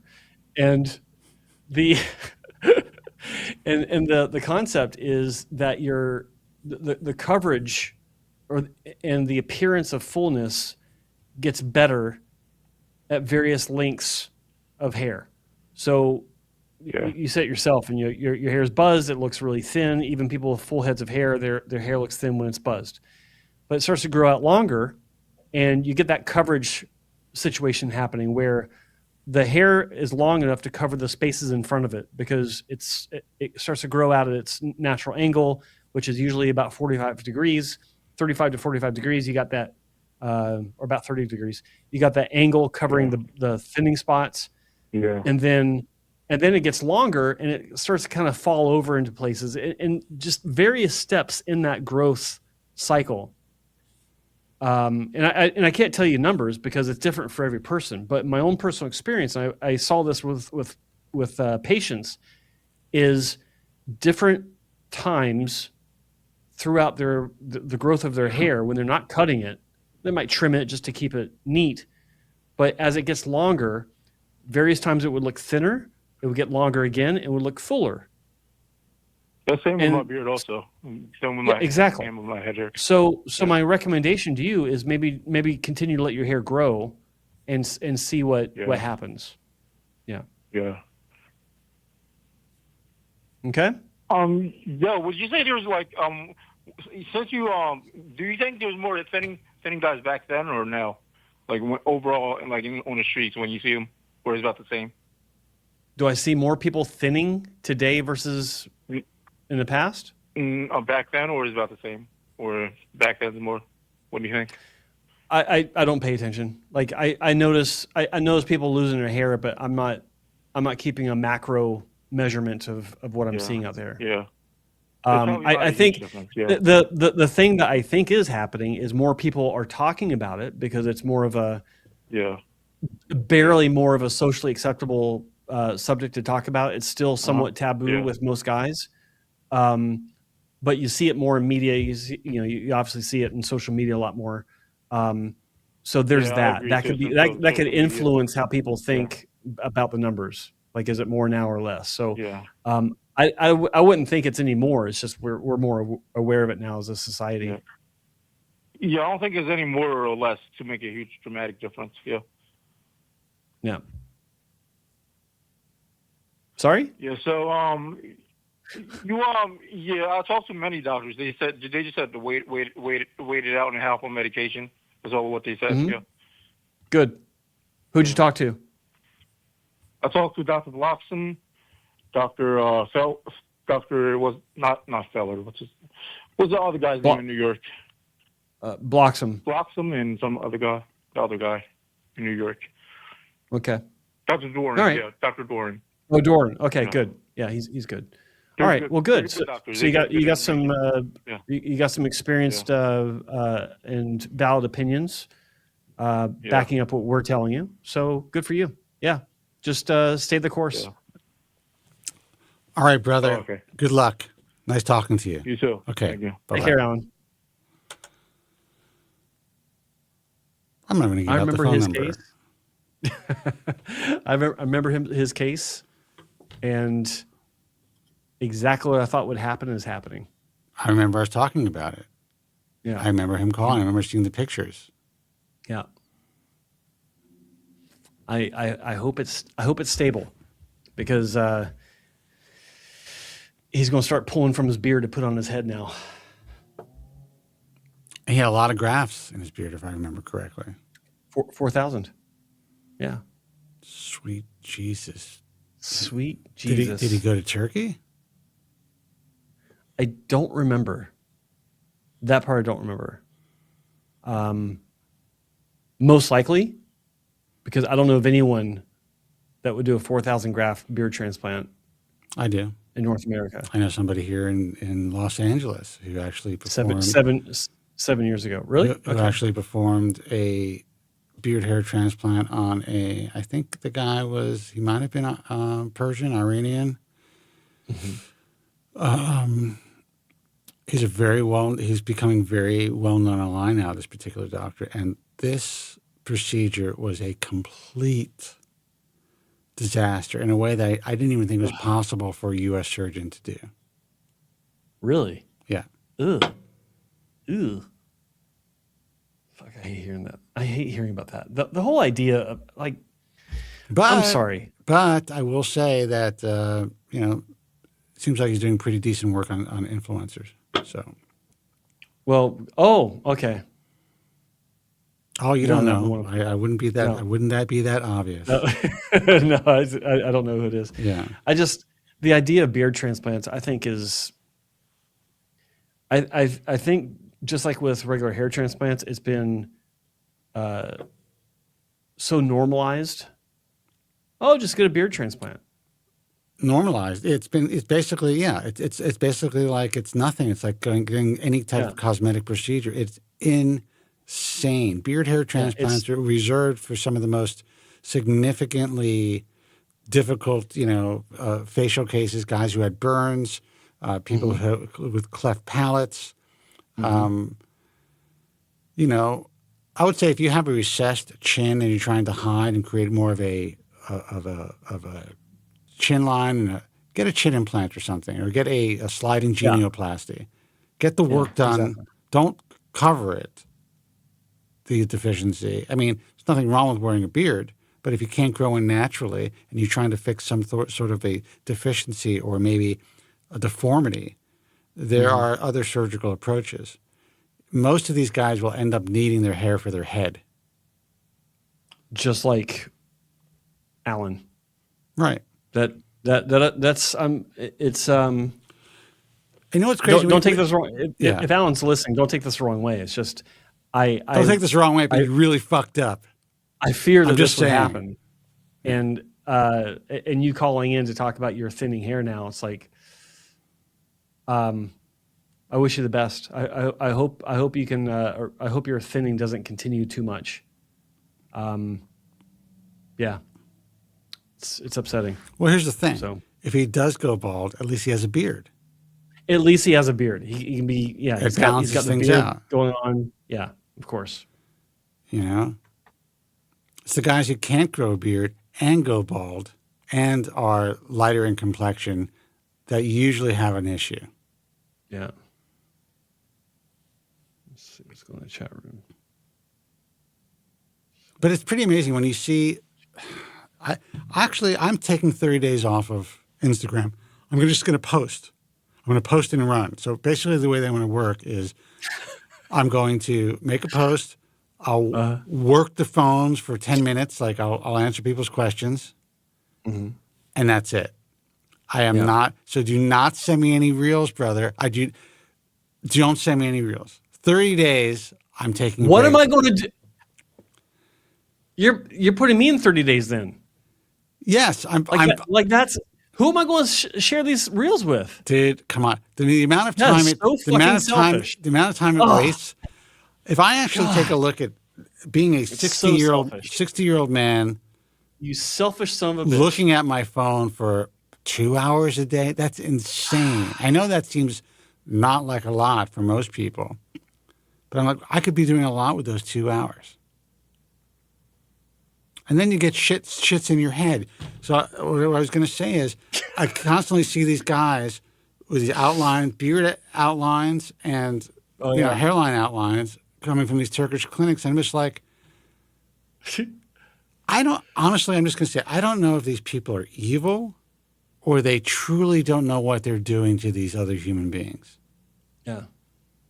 If they're evil or stupid. Yeah, there's a part of me that thinks they don't fully understand it. Maybe they've been in the field for 3 or 4 years, or it's a clinic that's been around for a while and they're hiring new people, or whatever. But I can't see. They have to understand the reality of donor dominance, the limited finite, nature, the finite nature of donor hair.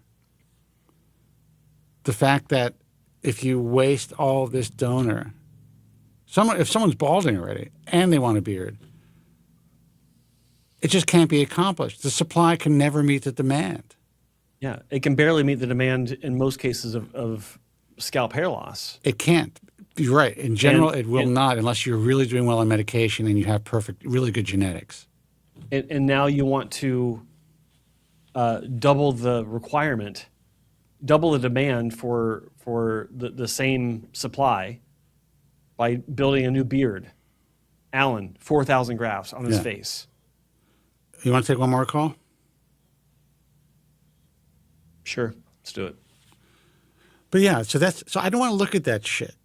I don't want to look at it. I also don't want to look at, I just saw that the contest being run again. And sadly, there's IAHS members involved in this contest. I can't even, I give up. I give up on all of you. Fucking kidding me. You're willing to perform surgery on someone based on they want a contest. You want to be involved in that shit.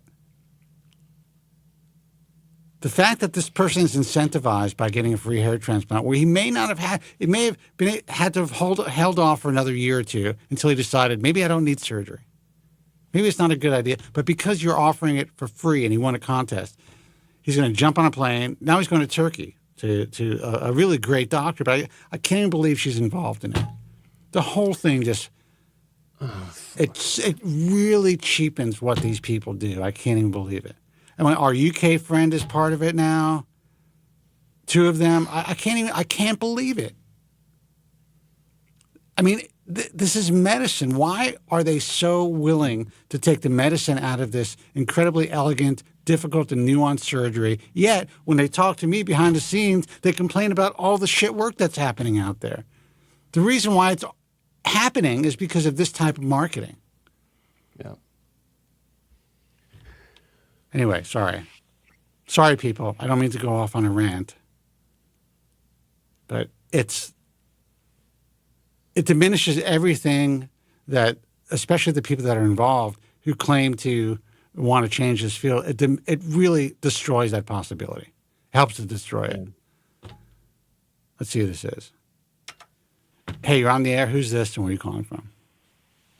Hey, Spencer. It's John from New York. John from New York. What's happening, brother? What's going on, brother? And there's my brother Joe who hooked me up with Dr. Daniel. Hey, John. How you doing? How are you? Can't complain, man. Can't complain. How's things for you? Superb. I just wanted to tell you about my experience with Dr. Daniel in January. Yeah. And, Okay. It was awesome. And since you guys were talking about beard, I thought I'd share my experience. Yeah. So I'm 3 months out. And I had $3K from my beard, $2K from my the back of my scalp, and $500 from chest. Total $5,500.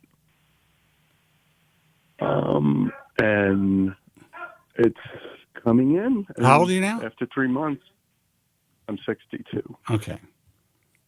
So I mean that's a great age to have a hair transplant.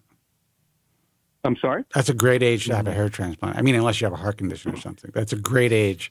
No heart condition. Yeah. It was completely gone. And, the thing is I had, he felt he could do a good job. And he had another guy that he showed me, or a bunch of guys that he showed me that were kind of like in the similar situation to me where, there was minimal donor hair based from the cancer. And, that's right. Now I'm remembering your story more. So you dealt with cancer, right, chemo, right, hair that didn't grow back fully after the treatments. Yeah, and it was rejected by a bunch of people.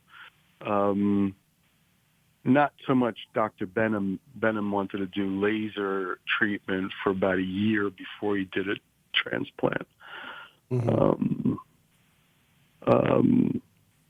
But met with Dr. Daniel. We had a consultation. Went down there, and he felt he could do something, and show me pictures of similar people that have had actually a lot more than I had.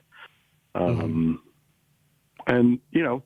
it's not going to be full coverage in the crown. It'll still be thin in the crown, but from what I see that's growing in, it's looking okay. So you're at about 3.5 month mark now.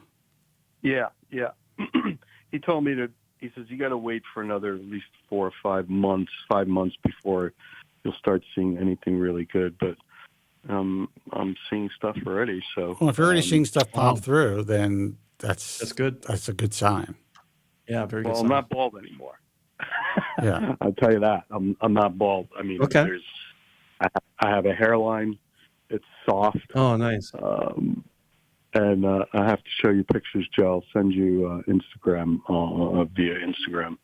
And but I can't say enough about Dr. Daniel and the stuff that he's been doing. And and they have he had a whole process of blending in the hairs and being conscious about placement and how to blend it in. And since there was a lot, and the lucky thing for me is that I had very, very not coarse beard hair. I had kind of fine, soft beard hair.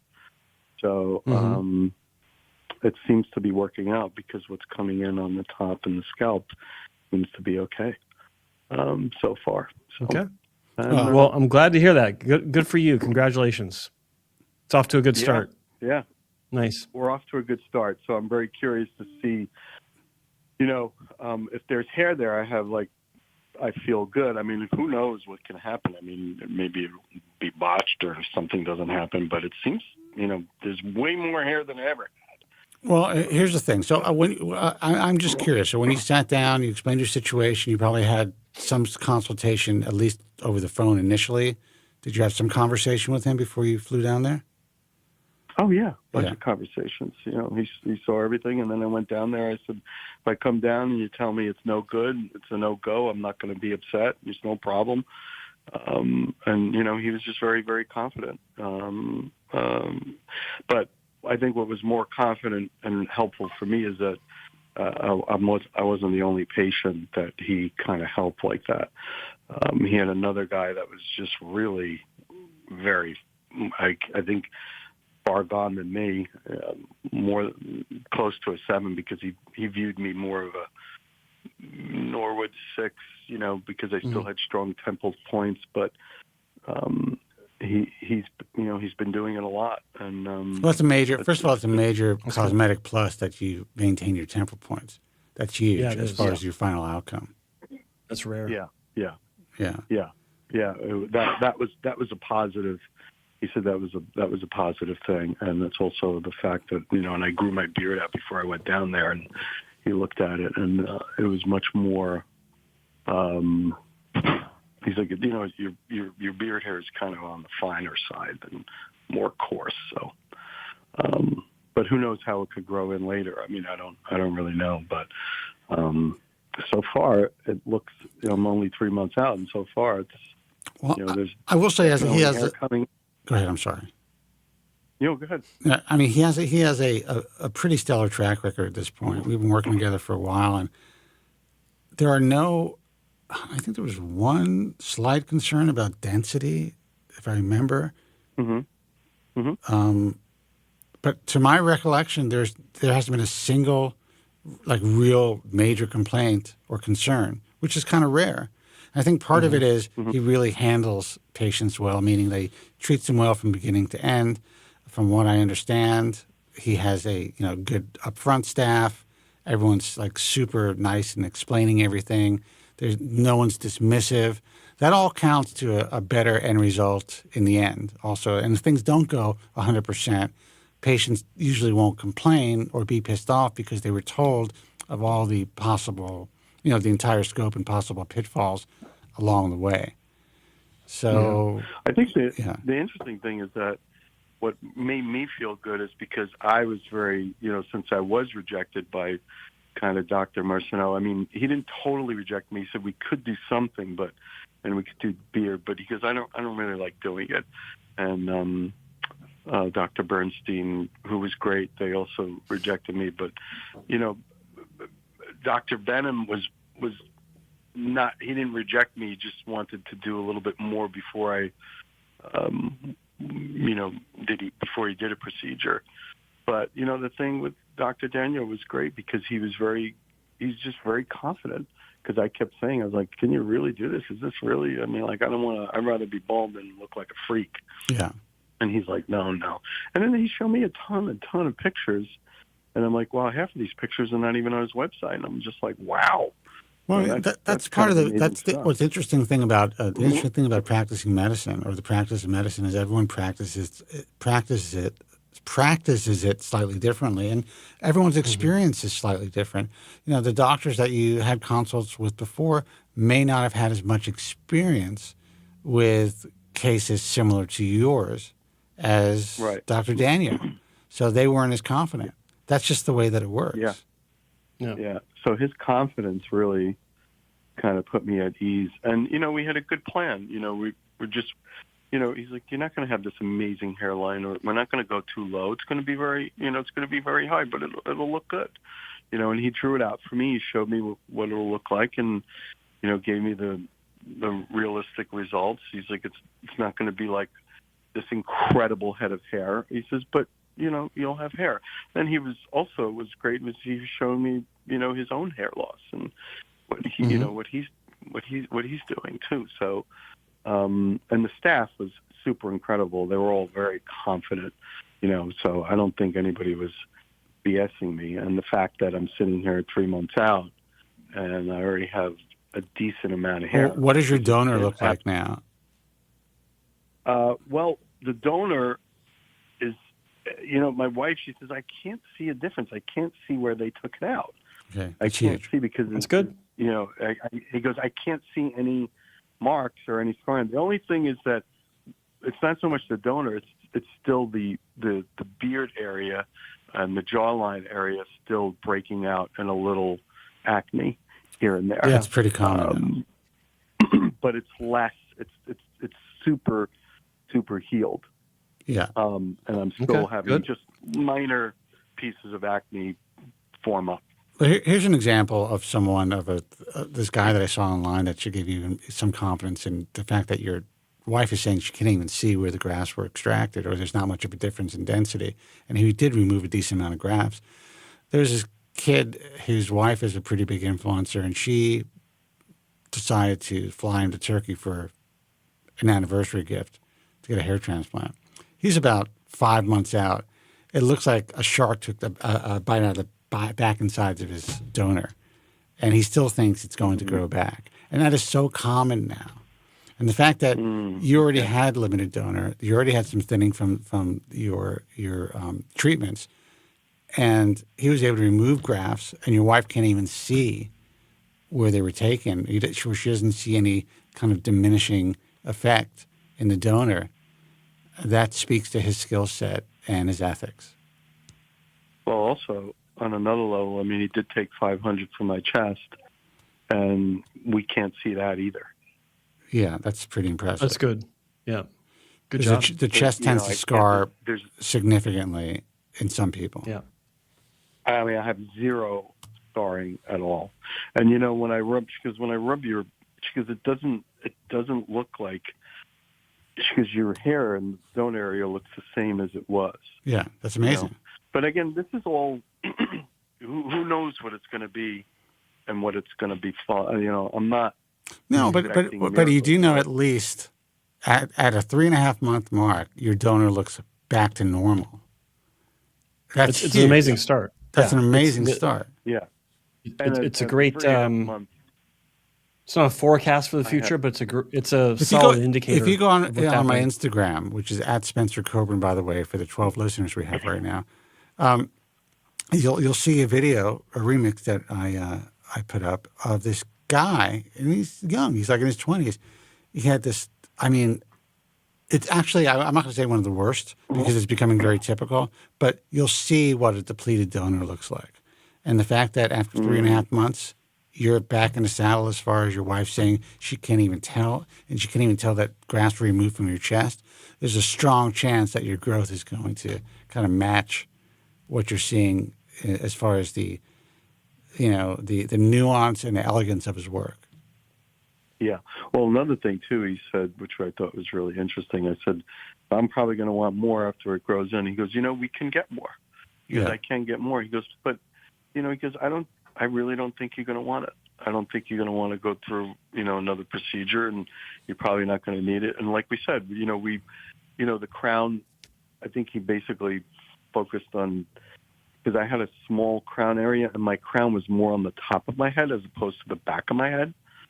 And he says, it's going to be thin back there, but, it'll flow nicely, and, you wind up growing it a little long. It'll, you want to use a little, you may have to use a little Topical or whatever you want to do. He says, but because I don't even think you're going to want to, So, it's nice that he's telling you some realistic outcomes for what he does. That's the thing about Dr. Daniel. He doesn't candy coat stuff. He doesn't fluff things up unnecessarily. So that's good. And how did you what led you to him to begin with? Where did that come from? How'd you hear about him? You. Me? It was you. You had him on your show. Oh, okay. Oh, yeah. When he was on. Yeah. Well, because I was texting you, Joe, and I was like, I was texting you. I said, "There's in the 21st century here, there's got to be." Oh, that's right. That's right. Okay, now I remember. To help me, there's got to be somebody. And Yeah. I think you told me, you said, you may want to come and check out Dr. Daniel because he's been doing some, beard to scalp. And I called in, loved him, and we had another call and a bunch of calls, and he was very, very confident. He goes, no, we're going to be able to do more than that. I told him, I said, I just want to look maybe a little bit maybe less than Jack Nicholson, or just. He goes, no. He goes, we could do better than that. We'll do better than that. Trust me. And the whole time I was just telling him, I was like, I don't. Is this really? Can we really do this? Because I've been rejected by, I think, great doctors. Just I think Dr. Mercino, he didn't so much reject me. He just was like, you're not the best candidate. And I think he's a real, not that Dr. Daniel isn't, but he's a real stickler for certain things. And I don't think he really likes the beard, because he, I think he feels it's got to be really extensive blending. Well, I'll tell you the way Dr. Mercenu thinks. He doesn't like to he doesn't like to take on cases just for the sake of taking them on. He has to feel comfortable with the approach that's being taken. Because he feels that if he's not got a boatload of experience on some sort of angle for a procedure, then he's putting you at risk, and he doesn't want that. Like he's really meticulous about making sure he doesn't use patients as guinea pigs. He hates doing that. Right. Like he's not been a big proponent of FUE until relatively recently in his career. Yeah. He's very good at it now. Having gone through it myself, it was just, I thought it was great. I thought I hear what you're saying, and I think, what was great is that, it was just really his confidence that did it. I don't know what could happen down the line. I don't know how many out of these 5,500 grafts are going to take, or, they did manage to even get some doubles and triples. So, the staff that he had there was excellent there. I mean, I can't praise them enough. It was very comfortable. Well, I think you'll be surprised, and it's interesting that you said that you don't know how many grafts are going to take. There's always going to be a percentage of grafts that have somehow been damaged, that may have been overhandled, or mishandled. It's unusual in a really good clinic, but it happens.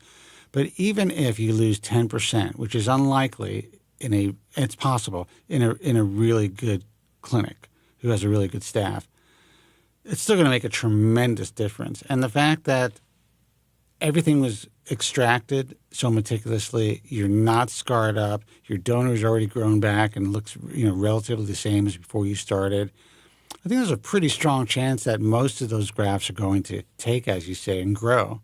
It really just depends on, okay, were the angles placed perfectly? Probably, in Dr. Daniel's hands, they were. Will the grafts grow as robustly as you want because a lot of it's beard hair? It can. It may end up going through different iterations on the way that it looks, especially when it grows out initially. It may not be, as perfectly blended as you'd like, but it might be, But that's still, that's a lot of grafts that he moved. And so you should have a significant result. Yeah, well, he said, he goes, listen, of course there's always a percentage that don't. He says, but we have a pretty high percentage rate. And he goes, I wouldn't, and based on the photos that he's showing me, I'm like, wow. And especially as one, I would really like to get this guy on your show because one of his patients, Richard, was, way far gone than me, and they did it immediately. I think they did 7,000, not from his beard, but some from his beard and from the back of his head. And I mean, this is kind of like, what's that guy in Bulgaria who's doing all this crazy stuff with Norwood 7? Zarev. Yeah, that's it, that guy. So it was kind of like a transformation like that. But then he had other people that were kind of like similar, 5s and 6s, and and the work was great. The hairline was beautiful, beautiful hairlines. You know. Well, listen, So, I'm happy for you. I have a good feeling that you're going to come away in 6 months. You're going to call us, or whenever you decide to call us, and be like. And again, you can call us anytime you want, but I think it's going to be you're going to end up with a result that you're happy with. You know? Well, you know, the thing is that there was somebody that helped me, and Joe helped me, and you helped me, Spencer. And you know, I'm not saying it's who. You know, well, listen, if he fucked you up, don't blame me, okay? That's all I'm saying. Exactly. Yeah, no, but it's like, you know, I you know, right now the hair on my head, I'm like over the moon about, and it's thin. I still look bald, but I'm like, wow, I didn't have this before. Yeah. So something's happening in 3 months. I mean, they say, I guess you're supposed to get 40% of your results after 6 months, or I don't know what the percentages are. They're probably it's around. No, they don't really know for sure. I mean, it's all based on their experience and their practice. But that sounds about right. I mean, you could have less than that at 6 months, or you could have more. Right. Yeah. So you know, look, even when people talk about transection rates and this and that, and it's low in our clinic. They're not counting. They have no. If someone says we have a 0.5% transaction rate, right? They have no clue. Right. You know. Right. Yeah. Yeah. So, yeah. Yeah. You know. So I mean, he has a guy, a local to him, that used to promote like his incredibly low transaction rates. And I once asked him, like, "Well, how do you know this?" Yeah. Oh, I know. We look at everything with magnification. This, you have no clue. Well, here's the way I look at it. If someone today is claiming a 98% or 2% transection rate, and when they first started the procedure 20 years ago, they're claiming a, wait for it, 2% transection rate. Yeah. Something's wrong. Yeah. Right. Exactly. Just saying. I mean, no matter how far they've come, this is still a relatively blind procedure. A lot of it is done by feel and experience.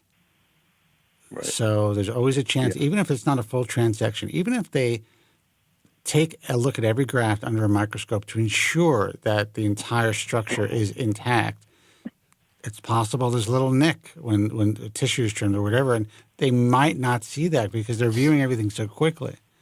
Now, a full transection would be glaring, so they would put that graft to the side. But some grafts could be damaged also when they're putting into implanter pens, or if they are using forceps to implant. There's all types of, potential crushing and torsion and all types of shit. But if they have the right... What? I love the medical terminology. All kinds of shit. Yeah, all kinds of shit. But in the right hands, if the technicians are in a good headspace that day, and if the physician is running things well, it's less likely to happen. Yeah. Right. Yeah. That's just the nature of it. Well, so don't worry. So don't worry about a thing. You're good. Don't worry. Wasn't it in that movie Airplane when Richard Pryor is in the bed with some other guy, and he's like, he goes, "Yeah, I went in here fine, and some guy, they clipped my testicles by accident." He goes, "Yeah, that's the cat that did me right there." Oh my god! I think it was Airplane or something. Yeah. But you're good. Don't listen. All these things can happen, all that crazy shit, but you're good. But you're fine. You're fine. You're fine. You're okay. Yeah, but I mean, I think it's just important, that we state this stuff, because the reality is, when I hear people saying that they have low transection rates, it's possible they know to some degree, but they don't know exactly what their transection rates are. Yeah. But you're in great hands, though, so. Well, I did send him pictures like about a month ago, and then still, his hair was coming in. And he goes, "Wait till you see, 5-6 months." He goes, "You're going to be happy," and that's just the beginning. So I hope so. We'll wait and see. I'm pretty confident that you're going to be thrilled, given what how you explained your experience so far. But don't quote me on that. Yeah. Well, we'll keep you posted. All right, brother. the jury's still out. But thank you, guys. Congratulations. Good stuff. The worst comes to worst, if it doesn't work out, I'll shave my head, and at least I tried. Yeah, or if you still have, great temple points, like you said, get a thin piece. You're married. You're 62 years old. Yeah. That works too. That. Yeah. And you may want to do that anyway. Even if you grow back a lot of hair, you may be like, you know what? Maybe if I put a little something behind this area in my crown, I could look even fuller. Yeah. We're old men. No one gives a shit. Right. No one gives a shit. Yeah, no one cares. Yeah. No one cares. All right, brother. All right. Very good. Good luck. Thanks, guys. Take care. Really Take care, John. it. I'll keep you posted. Have a good weekend. All right. Bye-bye. Bye-bye. Thanks so much, brother. Thanks. Bye. I feel good about a call like that. This guy's been through a lot. All kinds of shit. Yeah, he has. Yeah. Well, I'm writing. It just struck me funny. I don't know why. That's basically like the type of nomenclature I'm using for this article that I'm writing. Okay. So that should be good. Good. I'm going to talk about transaction rates and other shit. And other shit. That's hilarious. All right, guys, let's get out of here. I actually have work to do tonight. But as do I. I could just go and get dinner and procrastinate even more. I just need to eat something. I haven't had anything to eat today. I've been fasting. Oh, you're hangry. Not really. You seem pretty good. All right, guys, I'm good. Listen, do me a favor. Follow Joe on Instagram. He's growing that thing. It's starting to grow. It's at Joe Tillman Official on Instagram. And you can follow me. I lost some followers. Listen, it's not a big deal. I haven't been posting. Still got a lot of followers. That's great. And the guys that drop off, they can go F themselves. But we want to grow these platforms. We can really help a lot of people. You know how you see these podcasts and you're like, you guys have been watching us, and we noticed that 70% of you guys haven't even subscribed. Same thing for my Instagram. Mm-hmm. All you have to do is follow, like a couple of things, make a couple of comments, and boom, the algorithm looks at this and they're like, we're going to send this to other people who may need this information. Yeah. That's not what the algorithm is thinking. But the people that are looking up hair loss, they're going to find us and they're going to be like, shit, maybe I shouldn't make that appointment. Maybe I shouldn't take this free hair transplant that I just won on a contest online. Maybe I should figure out what this really is, how this could affect my life in the long run. So follow me. I'm doing this because Joe's getting mad. I see it. So this is going to be a long, protracted sign off.